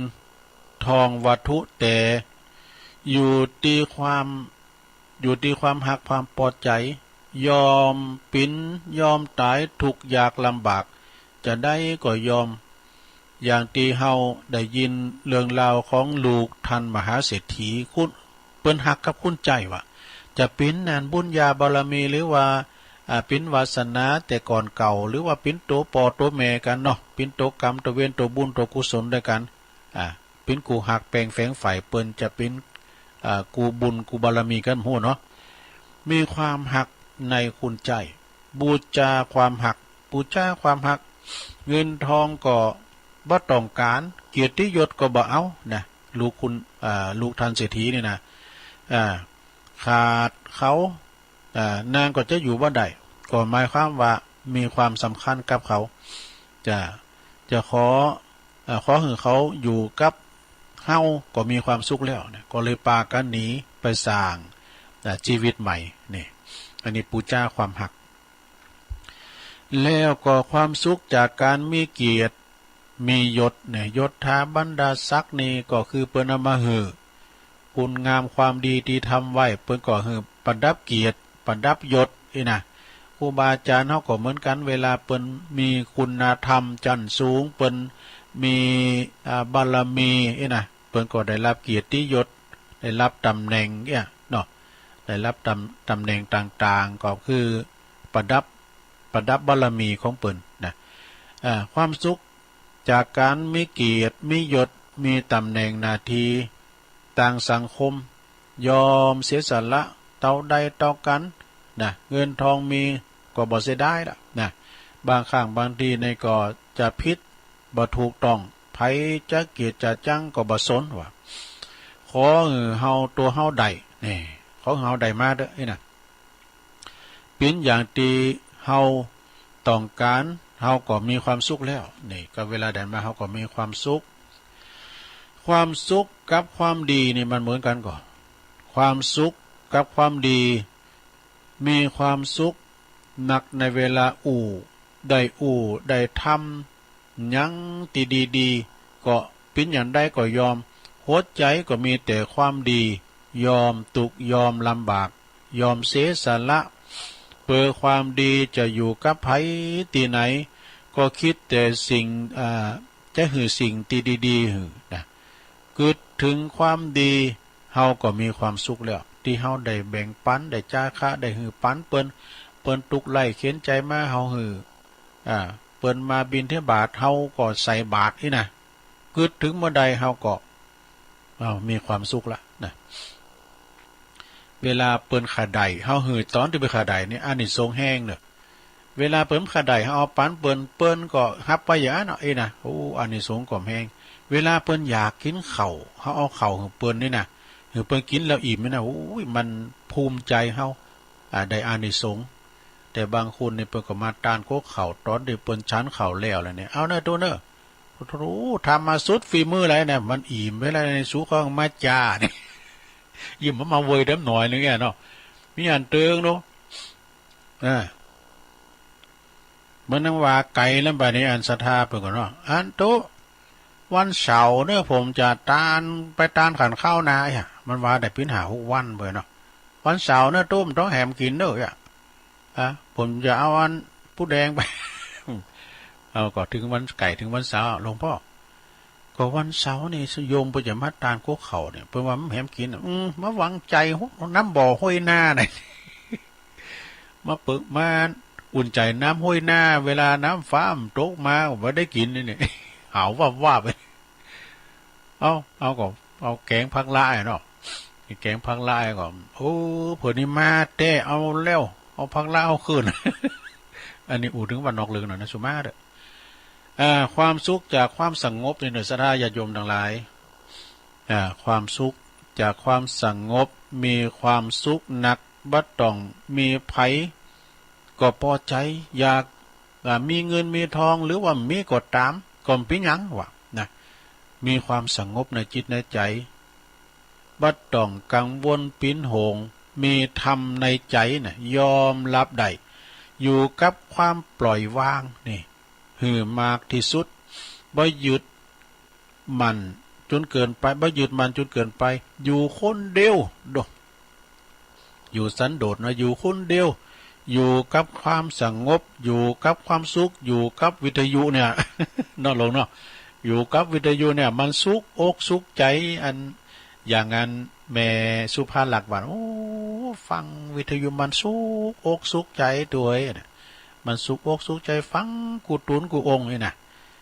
มันก็ไปคุณละสัตว์ตายคุณละสัตว์ตายมันคือแล้วนี่ก็โมนอกโมนใจเนี่ยเป็นสองกันนี่เนาะสองมันสมองนะตามแต่มันบัดซ้ำกันนะโยมบนวานะมันก็ไปคุณอย่างเด้อเนี่ยเหมือนกับเขากินข้าวพองก็มักแกงผักละบางพองก็มักแกงผักกาดเอกเนาะก็สอบไผสอบมันแล้วก็ขอให้เฮาพิจารณาตนเองว่าเฮาเนี่ยอยู่ในลักษณะสุขแบบไหนเนี่ยถูกต้องเหมาะสมเพียงใดเฮาควรแก้ไขพัฒนาตนเองในทางไหนในเรื่องของความสุขนะต้องคิดพอเนี่ยหลงคิดพอเหรอหลงมีความสุขตั้งใด สุขตั้งใดปองจ้าไม่หลงสุขพอเหรอสุขมีหลายแบบเปิ้นว่าสุขเมืองคุณสุขเมืองฝ่าสุขไปหน้าคือพานิพานใจสุขบางคุณมีหยังเพราะว่าสุขมีข้าวไว้กินสุขมีแผ่นดินไว้อยู่สุขมีกูนอนนำสุขมีเงินมีคำติ้มทงติ้มไตสุขได้อยู่เฮิรนหลังใหญ่มุงกระดานสุขเมื่อมีลูกมีหลานมานั่งเวทเฝ้าสุขของผู้เฒ่าก็ฟังธรรมเนี่ยก็ลงละอ่อนหนุ่มมันรับอยู่นี่ ก็เป็นควันใจของคุณเฒ่าคุณแก่นอนฟังธรรมกันลงนะผมก็รับไปแล้วเอาเปรียบวะนี่ ก็ดีละเนาะฟังน้ำฟังธรรมบ่เขตบัดถ้ามือเฮานั้นได้แก่โวยมีอย่างนะซะนะอันนี้แปลว่ายาชะลอความแก่มีอย่างพองเปิ่นว่ามีอยู่12ข้อวันนั้นวาละกรรมก็แห่เนาะคบเด็กให้เป็นหลักเนี่ยคบละอ่อนนะคบเด็กเป็นหลักบ่ คบเด็กสร้างบ้านคบหัวล้านสุมา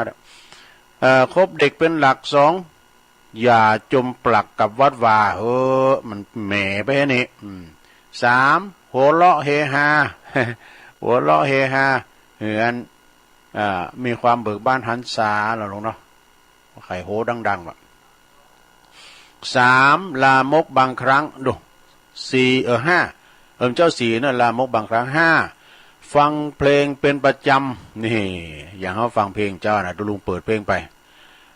ข้อที่6ค่ำลงกงละเป็กหานกินเป็นยาเด้อกินเป็นยาได้นะไม่กินหนัก ไปคือมันกินเฮากินมันเนาะใส่มอกขาแม่น้ำลายเนี่ยเด้อ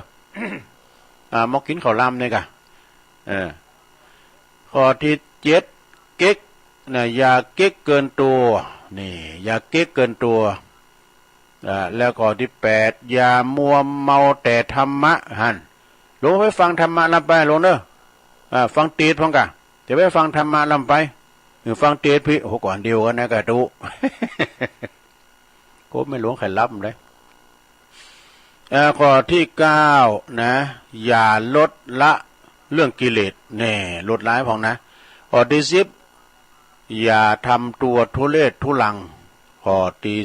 11มีสตังอย่าขี้เหนียวนี่จ่ายให้พองในโรงเนอมีสตุ้งสตังก็จ่ายให้พองเอาตากแดดไว้พองในโรงเนอไม่ตกหนาวนะ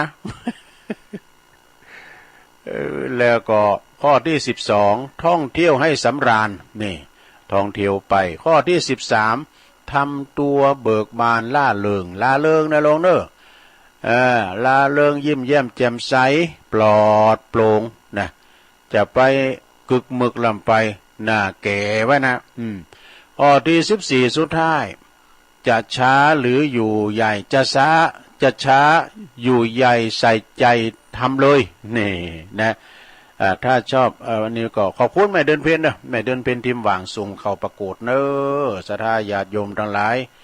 ก็เป็นกรรมดีหล่อนเนอศรัทธานะเอามาเล่าสู่จูกันฟังมีทำบทหนึ่งนะศรัทธาญาติโยมนะเอาให้แตะ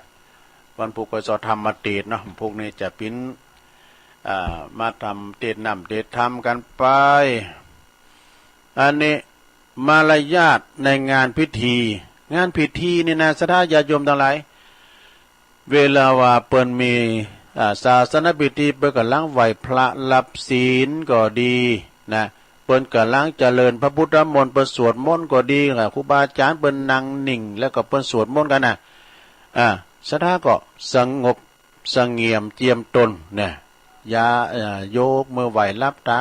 ฟังกระแสที่เปิ้นสวดมนต์ไปนะจะไปเตียวไปเตียวมานะแล้วก็ต่อไปสนทนาอย่าให้ดังก็จำเตเปิ้นกับล้างสวดกับล้างเตเนี่ยตัวลุงทากับล้างเตเนี่ยโสรานามาเห็นเนี่ยยังพวกมึงเข้าไปเหรอไปไหนไปว่าพวกเดี๋ยวไปพวกน่ะที่ไฟใหม่อ่ะ ว่าไปแล้วมึงเข้าไปเหรอพวกไปไหนว่าพระบาทอุดมอ่ะเนี่ยกันดังแข่งตูเจ้าปินธรรมัดเปิ้นเรียกว่าทำเตดแข่งตูเจ้านะแล้วก็ตั้งใจฟังพระสวดเนี่ยเปิ้นสวดนี่เฮาได้ก็สวดด้วยก็มีปิญญาเดิมพิษเด้อเปิ้นสวดได้เฮาสวดด้วยเปิ้นก่อนปิญญาศรัทธาญาติโยมดังหลายบางคนน่ะเปิ้นปินน้อยปินนานน่ะสวดได้นักเลยเฮากันนะพอเปิ้นปินตูเจ้าเก่าย่ะ ตุลุงไปหันเปิ้นสวดนะเปิ้นสวดดังสวดมนต์สวดเนี่ยโอ้ยการสวดนี่เป็นการนั้นบททวนบทสวดต่างๆเนาะสวดโยโกห้องแล้วก็อย่าเดินอวดโชขณะที่พระกำลังเทศน์เพิ่นกำลังเทศน์ก็ไปเตียวไปเตียวมาให้นะแล้วก็สุดท้ายอย่าทำทุเรศเป็นเปรตแย่งส่วนบุญนี่มาเป็นอย่างอี้ซะนะขอบคุณข้อคิดคำคมคารมตุลุงธรรมนะพระครูพิสุทธิ์ธรรมสุนทรเจ้าอาวาสวัดบ้านใหม่กระหม่อมทองตำบลนครเจดีย์อันนี้เปิ้นปิ้นปอบพญาปอบพญาสูงมาให้ตุลุง ศรัทธาญาติโยมแต่ขึ้นแล้วนี่ก็มาก็ไปช่วยงานบุญเนาะไปช่วยงานวัดสันควงคำวัดสันควงคำนี่ตั้งอยู่ตำบลท่าวังพร้าวอำเภอสันป่าตองนะเปิ้นมีงานทรงน้ำประทาดโอ้คุณก่อนนักก่อนลายศรัทธาในชงเจ้าเปิ้นก็เจริญพระพุทธมนต์คณะสงฆ์จำนวน24รูป แล้วก็เสียจากนั้นแล้วก็เปิ้นก็ชั้นเพลการเปิดโรงทานการกินข้าวน้ำจำข้าวตอนตุลุงก็ได้ปิกเด้อนะท่านพระครูสาธรวีรกิจท่านเจ้าคณะตำบลตาวังเปล่าตุลุงไปฟังปิกเด้อเนี่ยเมื่อคืนก่อนจะให้เขาไปส่งเมื่อคืนควรจะนักแต่กะเมื่อคืนนี่เปิ้นมาพรวงดนตรีกันนี่กะเนาะมาพอลำวงย่อนยุกชูเมกเกอร์นะพุทโธวัยรุ่นก็มาทำบุญเลยมาปูจ้านน้ำอบน้ำหอมกันนี่คุณหนักคุณหลายโอ้วัดสันคงคำนี่ท่านพระครูสาธรตุปิชาติเนาะเปิ้นก็บอกว่าชัดทามจะหลายนะทุลุงมี80ป่ายมันถึง100นะโอ้เปิ้นก็ปิ้นกันแต่เนอแล้วก็เปิ้นก็จะมีการหลังจากที่ว่านั่นแล้วก็เนาะเปิ้นก็มีการทรงน้ำพระธาตุแล้วเปิ้นก็ฝากคำกำนะตุลุงตะคืนละปิกมาถึงป3 ทุ่มกึ่งแล้วก็9 โมงกึ่งแล้วกันเนาะกายมาต่างหุ่นต่างเนี่ยโอ้ยเราเป่าเทคกันลังเข่างานปล่อยหลวงอาจารย์พระครูสาธรวีรกิจเปิ้นก็มีงานสอนงานนะวันที่15อันนี้เปิ้นก็เขียนมาขอตุลุงประกาศคำเจิญรวมทำบุญพิธีเททองหล่อพระพุทธปฏิมากรนะเปิ้นชื่อว่าพระพุทธมหาจักรพรรดินะพระพุทธรูปพระมหาจักรพรรดิเนอะเปิ้นจะมีการเททองหล่อหนาตักขนาดกว้าง69 นิ้วเนอะประธานในพิธีก็นำโดยคุณแม่อัมไพกิมหงแล้วก็คุณอรุณยุพารถทิพย์นี่อันนี้ก็จากจังหวัดนนทบุรีพุ่นนะในวันปุตติ15 มีนาคมเนอะเปิ้นจะมีการเททองหล่อณที่วัดสันควงคำตำบลตาวังเป่าอำเภอสันป่าตองจังหวัดเชียงใหม่จะเริ่มพิธีทางศาสนาแล้วก็บวงสรวงกันเวลา9 โมง 9 นาทีนะพระสงฆ์จำนวน9 รูปเจริญชัยมงคลคาถาอนุโมทนาชันเพลแล้วพิเศษพิธีนะญาติโยมที่มีจิตศรัทธาที่จะมารวมถวายโรงทานนะขอเรียนเชิญแล้วก็อนุโมทนาด้วยนะติดต่อได้ที่พระครูสาธรวีรกิจเจ้าคณะตำบลสันโคงคำเพราะสุนัขมาเจ้าคณะตำบลตาวังเป้าเจ้าวัดวัดสันโคงคำเด้อมันว่าวุยเบอร์โทรศัพท์ของท่านอาจารย์พระครูนะ081 037 6577เด้อไปจะไปเปิดโรงทานก็ดีท่านพระครูบนใจดีใจกว้าง081 037 6577เนอะอันนี้ก็ผู้คอยประกาศทำเนาะวันนี้ทำเต้นก็ประกาศเดินมีนาก็เดินไปเดินเนาะประกาศงานรวมแล้วกันนะประกาศงานรวมในวันที่12 มีนาเนอะ12 มีนานี่ก็ทางวัดมณฑาทิพย์นะพร้อมด้วยคณะสัตยาเจ้าสมณสัทธาเพิ่นจะมีการถวายต้านเต็นพระเจ้าเต็นเกี่ยวบรรลังการในศาลาวิหารศาลาอันมณฑาทิพย์นะเพิ่นจะต้านเต็นแก้วเต็นพระเจ้าโดยแล้วก็เพิ่นจะต้านดาวประดับแหนบด้วยนะแล้วก็จะปูกระเบื้องนี่ก็จะต้านกระเบื้องปูศาลามณฑาทิพย์เด้อวันที่12นะญาติโยมทั้งหลายไปจะไปรวมงานรวมทำบุญกันก็เชิญกันได้เนอะพี่น้องตั้งเมืองลี่ก็ดีพี่น้องตั้งแม่เจียมตั้งเวียงป่าเป่าเพิ่นก็จะมาเมืองฝางเนาะในวันที่12 มีนาตลอดวันนะโยมเนอะนะตลอดวันไผดีได้เป็นเจ้าภาพก็ยังทำลายอยู่เนอะศรัทธาสำหรับดาวประดับมุกหนาแหนบนั้นก็ตัวหนึ่งก็500 บาทนะหรือว่าเขาไปตานวันนั้นก็จะต้านเต็นเกี่ยว100 200ก็ได้นะ40 50ก็ตามแต่เจตนาเนาะหลวมบุญก็เปิ้นมีนะก็หอมนักเขาไม่น่ะก็3 บาท3 แห้งอ่ะนะเนาะสถานะของเฮานี่มันบ่เหมือนกันศรัทธาญาติโยมเปิ้นมีหลายก็หอมหลายอนุโมทนาโดยเปิ้นนะวันที่12 มีนาเด้อวันที่9 เมษายนเปิ้นก็สะเก่าดำโหครูบาอาจารย์เด้อที่วัดมณฑาทิพย์เหมือนกันนะว่ามันกว้างเนาะสถานที่มันกว้างแล้วก็ดุจลางจอดรถโดยนะก็เชิญเด้อวันที่9 เมษายนนี่ก็ยังไกลอยู่นะรถเก่าดำโหคุสุมากาลาวะพระสงฆ์องค์สังฆเจ้าที่เปิ้นออกรายการมาหันหมดเนอะลำปางฝางกาเจียงไฮเมืองลี่นะแม่แจ่มมาหมดนะตลอดถึงเจ้าหน้าที่ที่เปิ้น คุมเคืองเสียงนะที่ออกรายการนี่ตัวนะต่อไปวันที่4ที่5ปล่อยหลวงที่หมูเปิงเด้อปล่อยหลวงหมูเปิงก็วันพุธวันฮือเนี่ยกันนะที่วัดหมูเปิงนี่ก็อำเภอเมืองละปูนบุญนะอันอาจารย์มนตรีตัวบีเขานะวัดของประบุญธรรมแล้วก็วันที่5เนอะวันที่5งานพระราชทานเพลิงศพเพิ่งก็เปิดศพมาหลายวันแล้วนะในเมตตาบารมีธรรมหลวงพ่อท่านพระครูวิรุณธรรมกิจนะอดีตเจ้าคณะตำบลบ้านแป้นอดีตเจ้าวัดบ้านเซ้งเนิดอำเภอเมืองจังหวัดละปูนนะวันที่5นี้เป็นวันพระราชทานเพลิงศพเนาะวันที่4มิถุนายนจะลมทำบุญต่อพระป่าสร้างเมนนะที่วัดเหล่าปาตานเนอะแม่แจ่มบุญนะ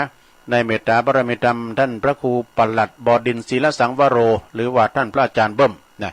เพื่อจะสร้างเมนเนอร์ในวันที่4ช่วงตอนเจ้าก็เฮาไปทำบุญทอดผ้าป่าสร้างเมนกินข้าวน้ำจำข้าวตอนแล้วก็ปากันไปปุ้นวัดห้วยผักกูดนะท่านอาจารย์คาเซเฮาจะเอาจ้างไปอ่อยกันว่าใจประทบไปว่ากันเถอะเอาอ่อยไปคือจ้างคืออาหารจ้างกันในวันที่4นะพระจะไปก็เกมเกมโตเนอะก็วันพุธกันนะวันพุธงานต่อไปในวันที่6มีนาวันเดือน6ปิงเนอะวันมาฆบูชาตัวทางวัดเกตการามอำเภอเมืองจังหวัดเชียงใหม่โดยเมตตาบารมีธรรมหลวงพ่อพระครูสันติเจติยากรเจ้าอาวาสวัดเกตการามนะเจ้าคณะตำบลเพิ่นจะมีการเททองหล่อระฆังทองเนอะเททองหล่อระฆังขนาด22 นิ้วโอ้ใหญ่เหมือนกันเนอะ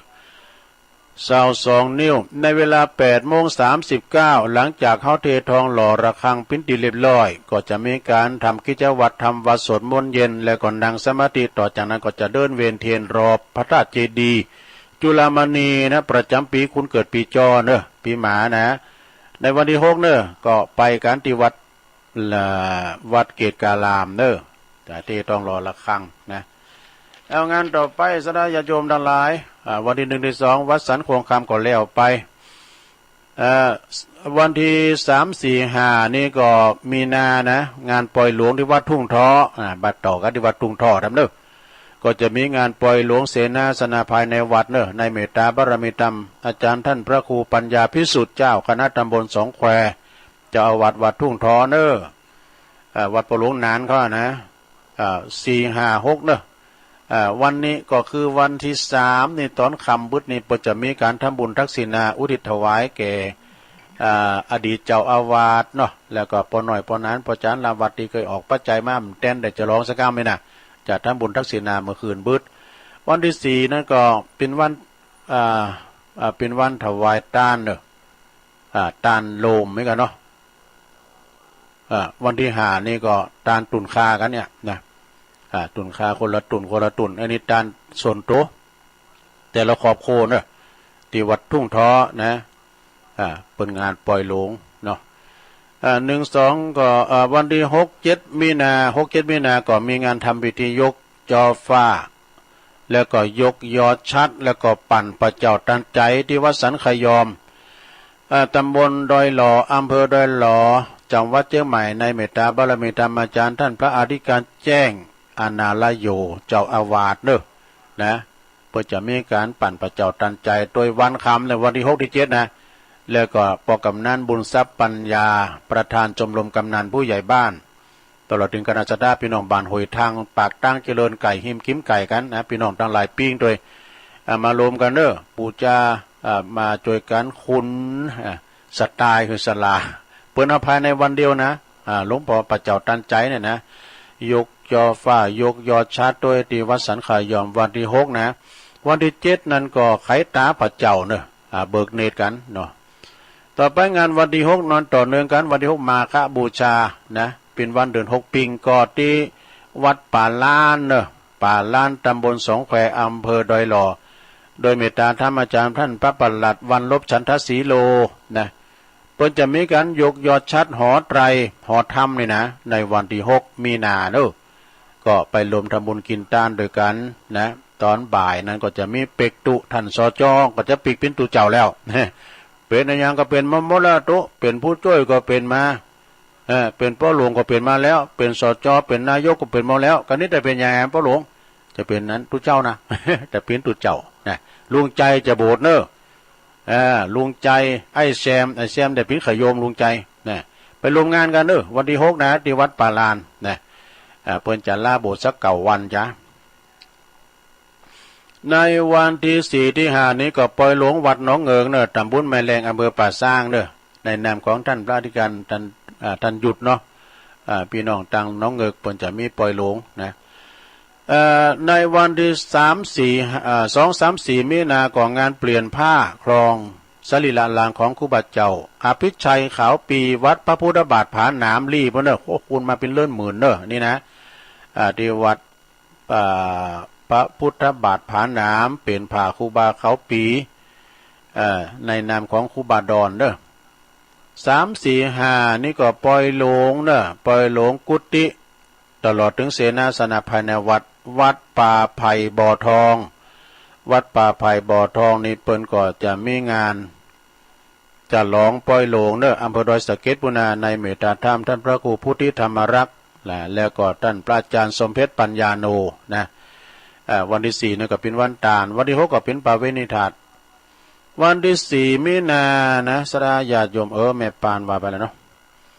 วันที่5ที่6ส่งน้ำอนุสาวรีย์แล้วก็ของครูบาเจ้าศรีวิจัยที่วัดบันปางเนอะวัดตุ่นตำรับ6ปิงแดดแต้นะที่วัดบันปางครูบาวินัยอภินันโทแล้วก็ครูบาอาจารย์แถมเนาะหลายที่เพิ่นจะมีงานวันที่5-6มีนาที่วัดบันปางเด้อโอ้โหวัดเพิ่นมีเป็น100-200ปุ่นเด้อปีนี้ตุลุมได้ไปสักกำติดงานในตำบลเฮาเนี่ยนะแล้วก็วันที่5ที่6นั่นก็มีทั้งหลายวัดเนอะวัดป่า6ฟ้าตำบลน้ำดิบอำเภอป่าซางในเมตตาธรรมหลวงพ่อพระครูสุนทรปัญญารัตน์เจ้าคณะตำบลหนองยวงเจ้าอาวาสวัดป่า6ฟ้าบางคนจะถามว่าโอ้ตุลุง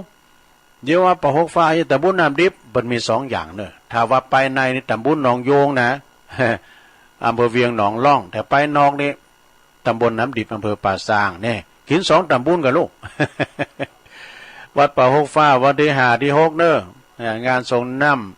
ำของครูบาอุ่นเฮือนตัวเนาะแล้วก็มีการหลายอย่างเนอะสถานตลอดวันเพิ่นจะมีมัจฉาพาโจมมีลำวงดนตรีมวยมีหันหมดนะแล้วก็วัดห้วยการโดยห้วยการก่อตำบลบ้านหงอำเภอบ้านหงนะในเมตตาธรรมอาจารย์พระครูท่านพระครูสิริสุตตาภิรัตน์นะเปิ้นก็จะมีการทำพิธีในการทรงน้ำพระธาตุประจำปีเปิ้นเนี่ยห้วยการนี่บ้านใหญ่นะอาจารย์มหาสอนก็เนี่ยเนาะแล้วก็วัดดงเหนือด้วยเนอะวัดดงเหนือเปิ้นจัดตัดไว้ลูกนิมิตผูกพระศรีมาด้วยวัดดงเหนือก็4-5-6เหมือนกันเนอะในเมตตาธรรมอาจารย์พระครูกันตสุตานุกิจแล้วก็ท่านพระครูสิริสุตาพิรัตน์กันเนาะสิริสุไม่ใช่กันอาจารย์มหาจำลองนะเจ้าคณะตำบลวังผางบนกับวัดไก่ติดกันเนาะมาเป็นเก้าเป็นก้านโดยนะเจ้าคณะผู้ปกครองตำบลก่อนในวัดดุงเนินนี่ก็4-5-6เนอะงานวัดตัดไว้ลูกนิมิตนะก็6ปิ้งเหมือนกันนะแล้วก็วัดสิริมังคลาจารย์เด้อนะปากตั้งวัดโดยน้อยเขาเนี่ยนะโอ้ในเมตตาธรรมอาจารย์พระครูปทวนอภัยโยนะเพิ่นจะมีงานวันที่5ที่6พุกก็เริ่มแล้วนะที่วัดสิริมังคลาจารย์นะแล้วก็ตังประหลงวัชรพรหมเสียนใจเขาปนนานมองเขาปนหน่อยทองคำหนุ่มผาช่อเขาเนี่ย ปอเศษยุบแก้วเขาก็วัดสิริมังคลาจารย์เนอะวันที่28กุมภาถึงวันที่5มีนานี่ก่องานออกเมนพระราชทานเพลิงศพนะอันนี้ประกาศไปแล้วเนาะท่านพระครูวิรุณธรรมกิจนะวัดบ้านเซ็งหมูเปิงก็ประกาศไปแล้วทำวัดนึงเด้อนะถ้าตั้งหลายดิมแต้นนิมพวกจะประกาศโลดเดียวเลยเนาะประกาศหนักลำไปนี่ก็เกรงใจสถานีเปิ้นไปไกลหลายตีพวกนี้ประกาศล่มเลยเนาะก็มีวันที่6มีนาเด้อเปิ้นจะมีปาเวณีถาด6ปิงเนาะที่ว่าศรีประดิษฐ์ ป่าคาอำเภอดอยสะเก็ดเนอะปาเวณิธาตุ6ปิงก็วัดศรีประดิษฐ์ป่าคาอำเภอดอยสะเก็ดโดยที่ว่าเปิดจะมีการส่งน้ำประดากันตลอดวันนะสถาญาติโยมทั้งหลายตลอดวันนะแล้วก็ในวันนี้นะญาติโยมทั้งหลายวันนี้นี่ก็คณะสงฆ์พร้อมด้วยคณะศรัทธา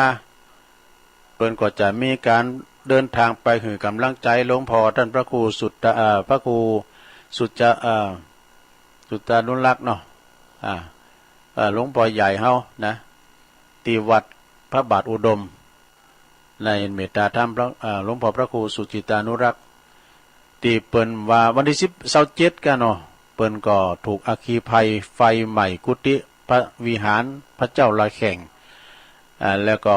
เราจะไปให้กำลังใจเปิ้นเนาะก็6 โมงนี่ก็ท่านพระครูเปิ้นก็ว่าล้อหมุนแล้วนะไปสอกิ้งขอตอนนะบุญเนาะคุณแม่จงดีเปิ้นว่าเกียมเล่งเพลนไว้แล้วไอ้ดอกฉะนั้นก็วันนี้ก็ขอเชิญเด้อพี่น้องละแวกไก่เคียงชัยปราการแม่อายก็ดีฟังไปลมทำบุญกันเด้อนะเป็นเบื้องต้นเนาะไปแสดงน้ำจิตน้ำใจ แสดงน้ำจิตน้ำใจกันนะฮะที่วัดพระบาทอุดมนะนำบ่อเสาวาวันนี้นะนำบ่อเสาวาไผจะมีหยังเอาไปก็เอาไปเด้อสดาเด้อไปหอมเปิ้นนะโดยเฉพาะก็ยอดปัจจัยนี่นะยอดปัจจัยนี่เปิ้นก็สดาญาติโยมเปิ้นก็จัดตอดผ้าป่าหรือว่าเป็นน้ำจิตน้ำใจเล็กๆน้อยๆเนาะแสดงน้ำจิตน้ำใจหลวงพ่อพระครูสุจิตานุรักษ์นี่ก็โอ้ยเปิ้นต่างอกต่างใจเผยแผ่ธรรมในคืนนะเปิ้นแผงวิทยุนะที่วัดพระบาทอุดมเนี่ยตุลุงก็เคยไปจัดเนาะไปเทศธรรมอะไรพูด ก็ได้ยินเขาปุ่นเนี่ยแล้วเมืองฝางไม่อายใส่ประการดังไปไกลสถาเฮาหูกันในเสียงเนาะหูจักกันในเสียงเขาก็ฟังกันนะลายก็ลายตุนเมื่อค่ำเมื่อคืนได้ยินบ่น่ะเมื่อก่อนนี่ประกอบเปิดเทปพร้อมสังพองแล้วนำเพราะใครเป็นที่สนใจนะตั้งแต่ท่านพระครูอภิวัฒนวิกรมเปิ่นไปเจริญสัมพันธไมตรีนะเอาอันออนไลน์หาการบอกว่าหลวงพ่อก็ดีใจหลวงพ่อก็เทศถึงวันเนอะตั้งแต่7 โมงถึง8 โมงนะที่สถานีนะเอาก็ได้ฟังกันแต่โดยเฉพาะกับวันศุกร์เนาะเปิ้นก็มาเทศถึงสถาเขาได้ฟังกันบัดนี้เปิ้นมีความตุกใจเนอะเพราะว่าวิหารที่เคยปฏิบัติธรรมทุกวันเสาร์เนี่ยไฟใหม่นะไฟใหม่เนี่ยฟืนไฟนะสดามีคุณอนันต์มีโทษมหันต์ได้ระวังด้วยนะอันนี้ก็วันนี้เนอะสถาพี่น้องต่างเมืองฝางไม่อายใส่ประการไปปะกันเนี่ยไปรวมกันนำทีมโดยในเมตตาบารมีธรรมอาจารย์พระครูอภิวัฒนวิกรมพร้อมด้วยครูบาอาจารย์ทั้งหลายก็หลายตุนเนาะเอาทำงานหนึ่งเนาะสดางานทั้งหลายก็คอยประกาศนะงานนี้ก็งานปอยสางรองวัดป่าปีพระเจ้าอมลิ้นเด้อ ป่าปี วัดป่าปีพระเจ้าอมลิ้นนี่ก็ตั้งอยู่ในเขตตำบลศพแม่ขาอำเภอหางดงจังหวัดเชียงใหม่เปิ้นจะมีการปอยสางรองหรือว่าบวชลูกแก้วในระหว่างวันที่7 8 9 เมษายนเด้อญาติโยม7 8 9 เมษายนสดาญาติโยมจะไปรวมเป็นศาสนทายาทรวมเป็นเจ้าภาพได้บวชตุเปกพระกันก็เจิญเด้อนะพระจะไปหับสังก็ดีไปหับเป็นภัตตาหารเพลหรือว่าไปหับข้าวตุ่มน้ำปานะก็ดีติดต่อได้นะที่วัดพระเจ้าอมลิ้นป่าปีนะเพื่อว่าได้ไล่ได้ก็จะจัดซื้อนะจะซื้อที่ดินขยายเขตวัดป่าปีโดย ในวันที่7 8 9 เมษายนในนามของพี่น้องจากสกายร่วมใจสกาย5ศรัทธาในพระสัทธรรมนะฝากประกาศมาเนาะนี่ก็เป็นข่าวสารงานบุญเล็กๆน้อยๆที่ได้นำเสนอแต่ว่าอย่างได้ก็วันพุธก็ก้อยประกาศโล่มยอดเลยเนาะพุธวันเสาร์นะ วันพุธนี้ก็ตั้งแต่งานปล่อยหลงปล่อยหล่อปล่อยลำนะต่างๆก็จะประกาศโหลดกันเลยเนาะสดาญาติโยมทั้งหลายตัวลุงก็จะตักพอตั้งลายนะสดา สกาย ชมรมสกาย82 แบ็กลอนตักมาแล้วก็กลุ่มเทพารักษ์เพื่อนพ้องน้องพี่23เนาะเปิ้นก็บอกว่าชมรมพี่น้องกันแม่ศรีธรจากน้องบัวชัยประการด้วยแม่หลวงสายฝนจันกุลนะจากน้องผ่าขาวหลายปีงเน้อเอิ่นประดังปอครูชัยโดยปอครูเก้าทองขันแล้วก็เอิ่นประดังปอกำนันสันติสุขชัยวงศ์โดยนะอดีตกำนันตำบลน้ำดิบแล้วก็พี่ไอไตโฮตุลุงนะทองจันหานขว้างนะเลขานายกคุณแม่การดาสีเนตรนะฟังตุลุงอยู่ชัดเจนดีขอบคุณเนอะแล้วก็แม่ยายจันเรือนใสนะตื่นจับตุลุงออกพอดีเจ้า ยายจันผู้ก็ไปผู้เปิ้นไปพุ่นทีมงานของแม่เดินเพนเขาคุณแม่การดาเขาแม่อมาลาเขาจะไปปุ๊ก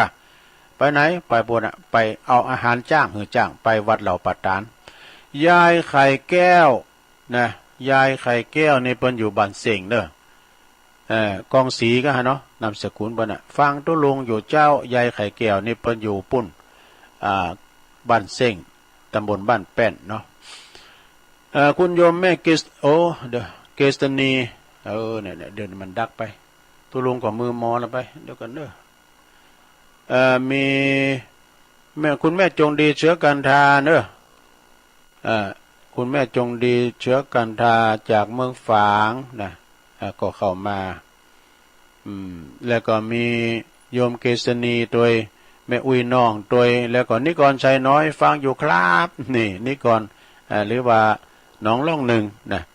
คุณแม่สิรินทิพย์บุญเลิศจากกรุงเทพกทมนะแล้วก็โยมยุพินหอมาลาพี่น้อยจากแม่หยวกฟังอยู่เจ้าสาธุเจ้าแม่ครูทองคำที่วงคำฟังอยู่ปุ้นเปิ้นอยู่เสาหินสีโบบานบุญนะดอยตีบุญตื่นมาก็ได้ยิน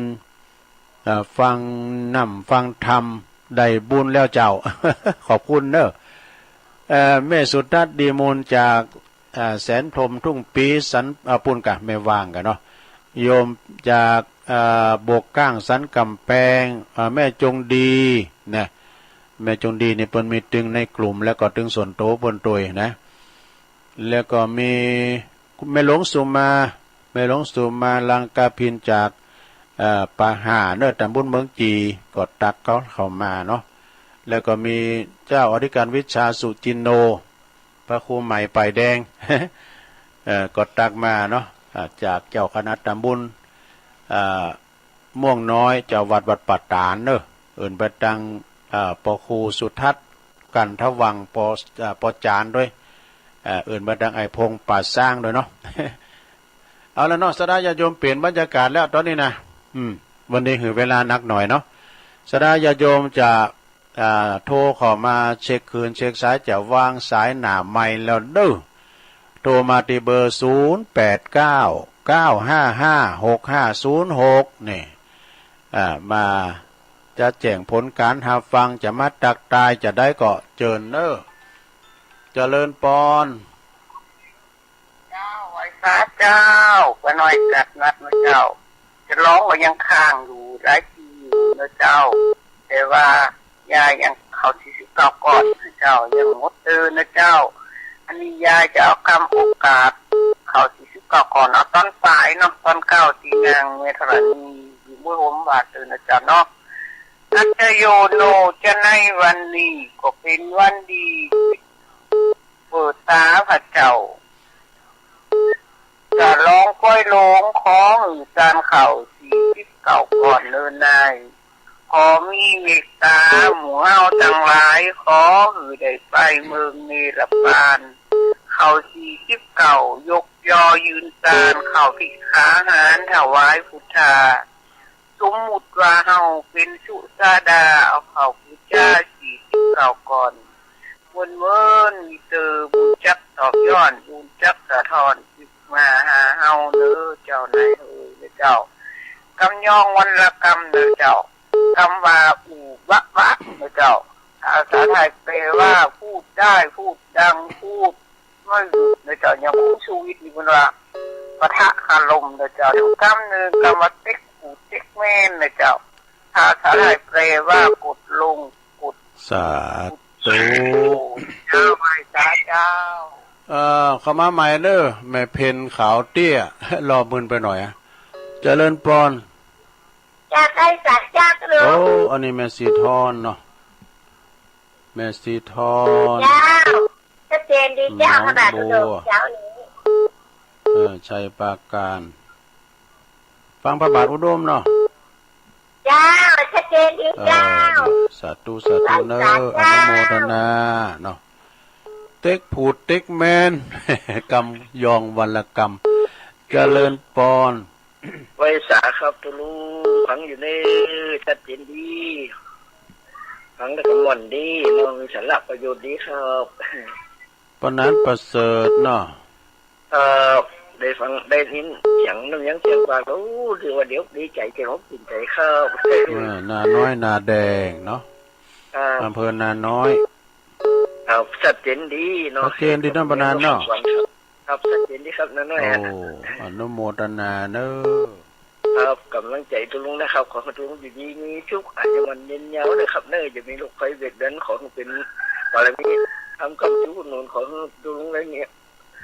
คนทุกคนจะเดินไปเห็นคนหลุดใจแกปเอาไม่เอาครับ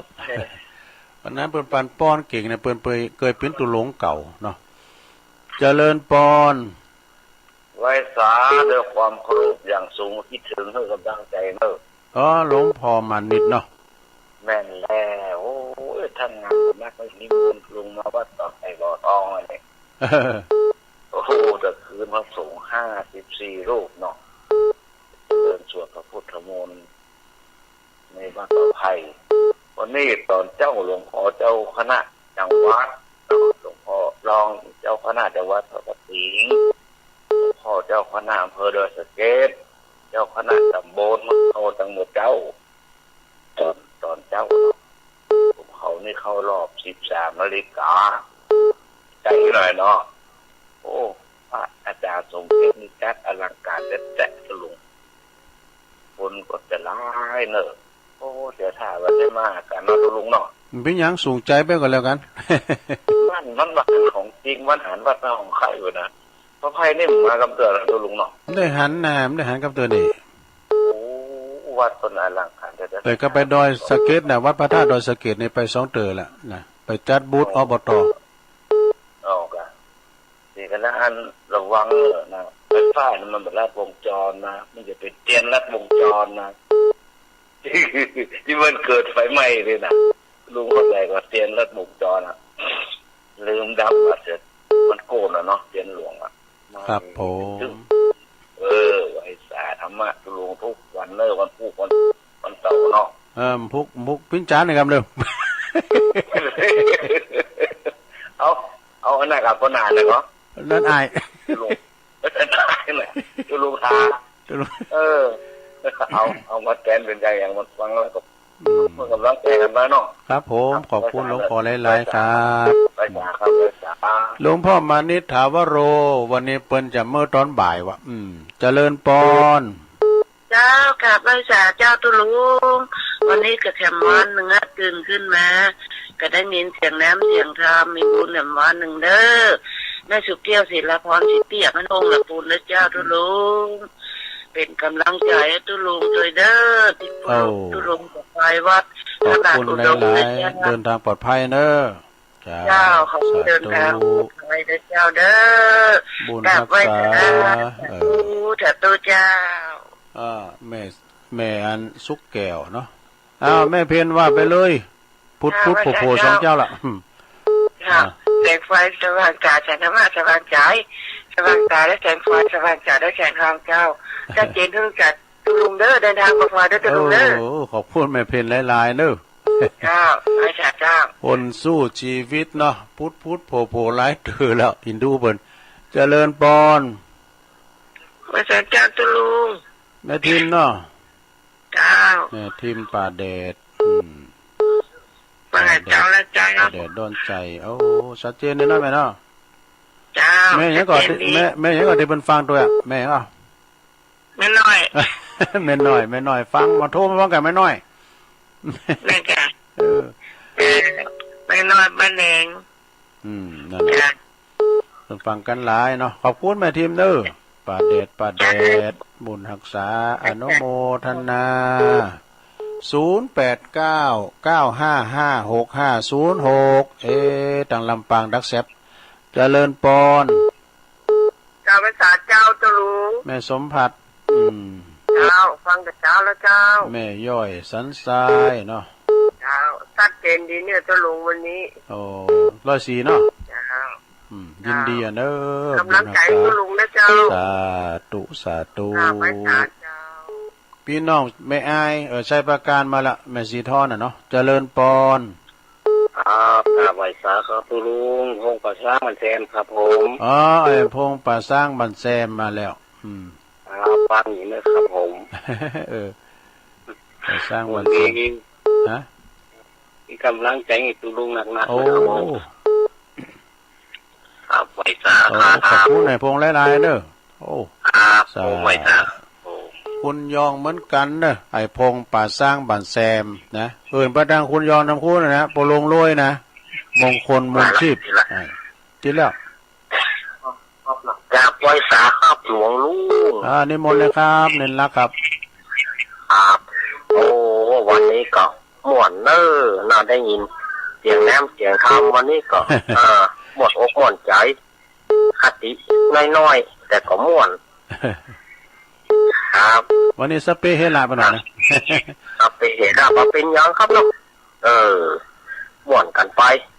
วันนี้ก็ไปเนาะวันนี้เนาะครับผมเดี๋ยวจะไปละออกเจ้าได้ครับเดี๋ยว4-5จะไปละครับปากันบุญเนาะครับผมอันนี้ก็6 โมงละหมดเดินทางปลอดภัยเนอะครับผมเหมือนเดียวกันเช่นกันครับผมสาธุสมณเณรเอาลักปัญโยนนันเปิ้นจับออกก่อนแล้วนะก็ปิดยังนะไปปะกันปุ่นเนาะเจริญปอนแล้วไว้สายเจ้าตะลุงแม่เอื้องไพเนาะเจ้าชัยยองเจ้าฟังตะลุงที่มันมาเครียดดีนะตะลุงแต่พองลินทองเนาะเจ้าตื่นมาก็ได้ไฟโหดตะลุงอันรู้โมทนาบุญเดินตะลุงเดินทางปลอดภัยมีเจ้าขอบคุณแม่เอื้องไพหลายๆเด้อเจ้าไว้สาเจ้าลุงฤาษีมาแล้วแม่เอื้องไพปุตโตเปิ้นเป็นนักสวดเนอะสวดธรรมจักรได้สุดวิทย์ดูหนังสือเลยนะเจริญปอนดังกอยเด้อดังกอยไผฟองคำติ๊บแก้วแม่ฟองคำติ๊บแก้วเนาะวันนี้มันมีปล่อยโลงไงได้เจ้ามีปล่อยโลงเจ้าแต่ว่าวันคืนมาคืนนี้วันเยอะยินดีนะแม่เด้อเจ้าแม่ฟองคำติ๊บแก้วแม่เอ่ยชุดที่วงกับบันเดียวกันนะย่าแม่เอ่ยเนาะเจริญปอนไม่สาธุลุงโอ้ปอบุญตันปอบุญตันป่าไร่ว่าก็ป่าละปอมอย่างก็ป่าไร่เหมือนกันนะก็อยู่ซีจุ่มกันฮะเนาะลุงเลยวันนี้เดินทางไกลเนาะวันนี้ไปเมืองฝางนะกะเดินทางปลอดภัยลุงเนอโอ้ขอบคุณปอหลายๆเนอจุกมีใจไปดีมาดีท่านเนอบุญรักษายินดีนะปอเนอจะสาธุเมื่อดังพอเสียวซับพอเสียวไส้เขาเราบริงถาเขาเราฟังกันอยู่พี่นานหนอมเขานี่พี่นานซักเขานี่บริงสายเขาแม่สวยไล่เขาน่ะตอนนำดิบน้อยดงในมิตรฟังอยู่เนาะเจริญปอนเจ้าวิสาเจ้าตุลงวิสาคุ้มตะวันเนาะเมารับเมานอนฟังทำตุลงฟังรับทำก่อนรับเห็น2 คืนเล่นรับคดีกินยาวันนี้เดินทางไปเมืองฝางเดินทางด้วยสุขภาพตรงปลอดภัยโอ้ขอบคุณแม่วิสาคุ้มตะวันนะภาคคุ้มครองบุญรักษาภาคคุ้มครองเจ้าเทวดาค่ะเป็นพระแล้วเทวดารักษาเทวดารักษาเนาะยินดีนะวิสาเนอคุ้มตะวันคุ้มตะวันเหมือนกันเนาะดังหลังกัดเป็นสาวดักแซบฮะเจริญปอนเจ้ามาสักการเจ้าอยู่ทั้งในไหม อันนี้แม่ลงเนื้อเจ้ากันทั้งขังเล็กแม่หยังลงเหนือแม่พันนีเจ้าโอ้แม่พันนีแหละหูเตะกดไว้ท่านปืนท่านปืนเจ้าตีแล้วเหรอนาเลยเจ้าลงเหนือก่อนพี่น้องไตลือเขาเนาะเจ้าโอ้มีโอกาสมีบุญนะจะไปวันชงนี้ระยะงานนักอยู่เจ้าเดือนงานหลายอยู่เนาะปล่อยวางดีๆก่อนเนาะแม่พันนีเด้อลงเหนืองานนักก็วันนี้ครับงานบุญงานมงคลอวะมงคลน่ะแม่ครับแต่งานสังคมนี่หนักแตกอ่ะเจ้ามันก็อดเอาเนาะถ้ามีวาสนามีบุญนั้นเด้อเจ้าน่ากันอยากไปเจ้าลงเหนือลงใต้บ้านของปออันบ้านของอันครูบาสีหมื่นเขากันเนาะยินดีนะแม่เด้อแม่พันนีว่าข้างแรกว่าโอ้ขอบคุณเด้อได้สายใหม่มา1สายแล้วข้างแรกแม่พันนีลงเหนือเจริญปอนติดแล้วเจ้าพระสาเจ้าฟังอยู่เด้อเด้อลูกแม่อยู่ตั้งใดอยู่ลำปางเจ้าแม่หยังน่ะแม่คำปันบุญธรรมแม่คำปันนะบุญธรรมโอ้ลำปางมาแล้วเจ้าฟังงานตุลุงเจ้าละเจ้าโอ้เดี๋ยวเด้อแม่คำปันมีกำลังใจเด้อโอ้อยู่ดีมีสุขนะแม่คำปันเด้อแม่ตุนฟังกันหลายเจ้านะจ๊ะเพิ่นกล้าโทรว่าเป็นหยังก็แม่คำปันเป็นตัวแทนกันเด้อเจ้าแม่สีก็ฟังอยู่แม่มาก็ฟังอยู่แม่บุญก็ฟังอยู่ก็ว่าไปเด้อเนาะมีกำลังใจนะเจ้าขอบคุณแม่คำปันเด้อบุญรักษาเจ้าผู้ก็มาอยู่พวกทำเจ้านึงเด้อพวกเจ้านี่เป็นกิจกรรมนะขอทำ1สายมีก็โอ้บุญส่งมาแล้วด้วยขอโทษสายกันนะลงเนอได้อยู่16สายพอดียายน้อยกาดนัดบ้านดอนหลงนะป่าสร้างบุญเนอแม่สีทอนหนองบัวใจปราการเพิ่นจะไปแอวอันเมืองฝางด้วยวะบุญนะว่าปนั้นประเสริฐนานอำเภอนาน้อยนาแดงบุญนะนานหมดกันด้วยเนี่ยนะแล้วก็หลวงพ่อมานิถาวโรสำนักสงฆ์หอมบุญนะนี่นะประวัติเตนมั่งกับก็มีนะแม่สุกแก้วศรีลาพรจากสลิเตบ้านหงเด้อแม่เพนขาวเตี้ยกอดตาจ้างบ้านหงตาจ้างนี่อยู่พี่กะเวียงน้องหลอกแม่ทิมปาแดดนะประตังขจรพอใจเด้อขจรพอใจแม่ทิมปาแดดแม่สมพัฒน์แม่ย่อยสันสายเปิดมีปล่อยโลงด้วยนะไอพงบันแซมป่าสร้างเด้อนะไอพงคนยองเหมือนกันสามเณรเอาลักปัญญนนันก็จะเดินทางละไปกับโบเลงหนอเนาะกับโบเลงหนอโอ้ได้ปึงได้ปลาได้กับเมื่อนั้นไปตุงโป่งปุดโทตุลุงตกโลดำแล้วกะปุดตกกันมีเจี๊ยบไปตัวกันเลยตุลุงไปตัวกันเลยได้ไปกับเจี๊ยบไปตัวรถโบเลงหนอเนี่ยกะสามเณรเอาลักน่ะโอ้หิมได้แค่นอนบนน้ำคืนนึงกะนะไอพงบันแซมสมณเณรเอาลักปัญญนันท์แม่เอื้องไพรชัยยองจากดงฤาษีบ้านโฮ่งนะแม่ฟองคำติ๊บแก้วจากดอยสะเก็ดแล้วก็ปบุญตันป่าไร่จากเจดีย์ซ้ำยอดป่าสางอุ้ยสาวคุ้มตะวันจากลวงเหนือลงใต้ลงอุ้ยสาวคุ้มตะวันแม่พันนีลองลวงเหนือในสายใหม่เด้อนี่นะเปิ้นก็เปิ้นฟังกันหลายว่ะนะแม่คำปันบุญธรรมจากลำปางได้16สายก็พอดีแล้วเนาะสตาตุลุงก็ขอนำรายการจากลาสตาไปก่อนเด้อวันนี้นะ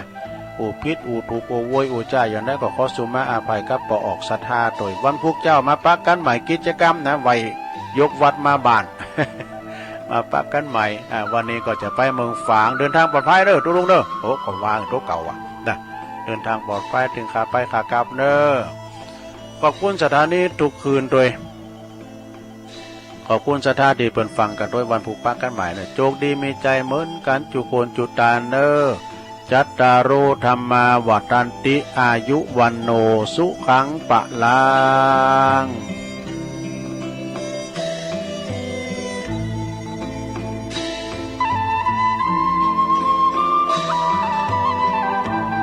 ชุมชนภาคเหนือเกิดขึ้นเพื่อประชาชนชุมชนทั่วไป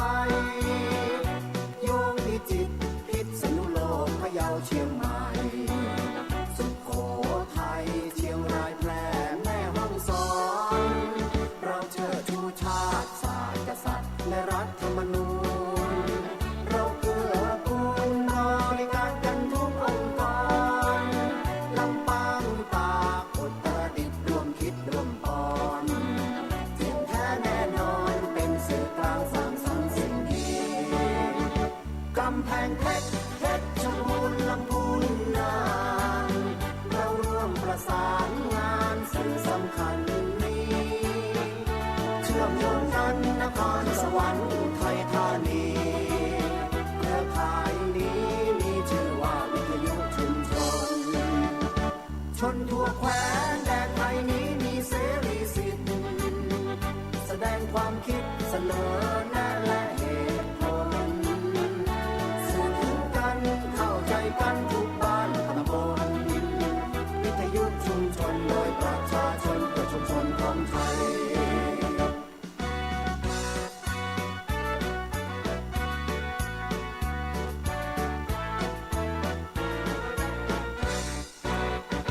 เครือข่ายวิทยุชุมชนภาคเหนือ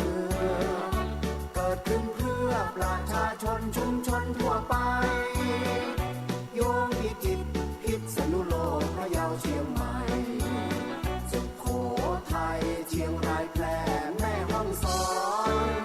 เราเชิดชูชาติศาสตร์กษัตริย์และรัฐธรรมนูญเราเกื้อกูลบริการกันทุกองค์กรลำปางตากอุตรดิตถ์ร่วมคิดร่วมปอนเก่งแท้แน่นอนเป็นสื่อกลางสร้างสรรค์สิ่งดี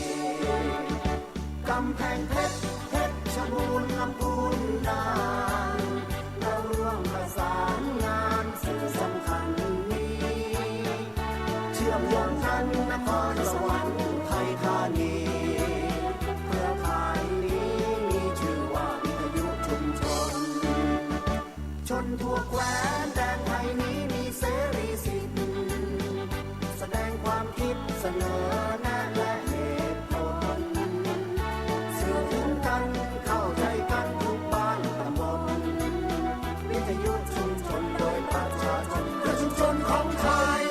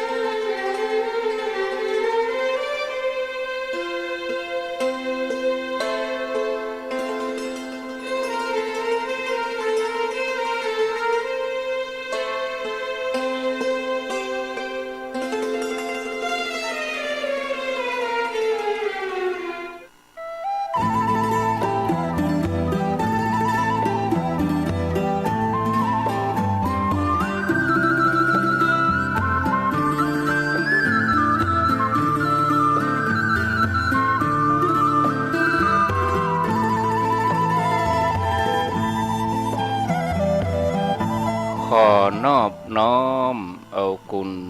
พระแก้วเจ้าทั้งสามประการ อันมีพระพุทธพระธรรมพระสงฆ์กุลพ่อกุลแม่กุลครูบาอาจารย์กุลศีลธรรมกรรมฐานจงมาปกห่มรักษาครูบาอาจารย์พระเจ้าพระสงฆ์ทุกรูปปกห่มรักษาบ่ออกไม่ออกศรัทธาท่านสาธุชนคนดี ผู้สนใจใฝ่ในธรรมทุกท่าน ขอถวายความเคารพแสดงความนับถือพระมหาเถระพระเถรานุเถระเจ้าคณะพระสังฆาธิการครูบาอาจารย์เจ้าที่เปิดวิทยุฟังอยู่ที่วัดที่ว่าเวลานี้ขณะนี้เวลา5 นาฬิการายการต่อไปเชิญญาติโยมทั้งหลายได้รับฟังรายการเสียงธรรมแสงอรุณดำเนินรายการโดยท่านพระครูชลทานพิทักษ์เจ้าวาดวัดแม่ห้องไคอำเภอดอยสะเก็ดจังหวัดเชียงใหม่เป็นประจำทุกวันศุกร์เวลา 5:00 ถึง 6 โมงเวลา 6 โมงถึง 7 โมงก็เป็นท่านพระอาจารย์ไมตรีขเวสโกวัดพระพุทธบาทตักผ้าตำบลมะกอกอำเภอป่าซางจังหวัดลำพูนตอนนี้กำลังรอสัญญาณท่านพระครูชลทานพิทักษ์ก่อน ประมาณสัก5:10 นาทีตอนนี้กำลังติดต่อไปแต่ว่าก็แจ้งท่านพระครูละท่านพระครูก็ว่าพร้อมเจ้านี้แต่บัดนี้เพราะว่าท่านพระครูก็เป็นนักเดินทางเหมือนกันนะอยู่โดยสเก็ตพ่องไปแม่แตงพ่องบอกว่างานโรงเรียนงานอนามัยงานสาธารณะชาปนสถานป่าจ้างานถนนไปกู้งานถ้าว่างไปช่วยอนุเคราะห์สงเคราะห์โรงเรียนบางเตือกไปตอดผ้าป่าพัฒนาโรงเรียนแปลงนั่นแปลงนี่ที่มันชำรุดทรุดโทรมที่สถานีอนามัยรพสตในดอยสะเก็ดกาต่างพื้นที่กาวางก่อนนี่หันไปตังปุ้นนะเมืองไก่แม่แต่งบุญนะก็เดียวถ้าว่าติดต่อท่านได้ก็นิมนต์ท่านพระครูเปิ้นได้จัดรายการถ้าติดต่อบ่ได้อาตมาภาพก็จะประคับประคองเวลาไปจนถึงประมาณสัก5:40ถ้าว่าเกินกว่านั้นนี่ไม่ได้เตรียมตัวบัดดันเพราะจะเดินทางไปเมืองฝาง6:00ไผที่ยังบ่ลุกเตื้อก็เตรียมตัวลุกมาได้แล้วเน้อเตรียมตัวลุกมาได้แล้วหลับลุกเจ้ากินพักดังป่ายหลับลุกควายกินพักดังเก้าลุกเจ้าได้หลายลุกควายได้น้อยหลับลุกเจ้าเป็นเจ้าดังหลายหลับลุกควายปาเฮือลูกหลานเป็นหนี้เป็นข้าเน้อตื่นมาอย่าเน้อลุกมาอย่าเน้อลุกเน้อลุกเน้อลุกตื่น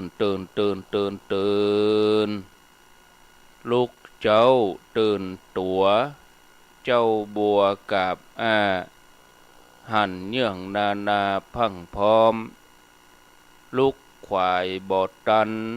หนตางกีดกอมก้าตัวบ่ต้อมปุ่นอายจุงเก่งเข้าไว้อย่าไปเฮือขวายต่อหน้าสบายจำไว้เน้อเจ้าจำไว้เน้อเจ้า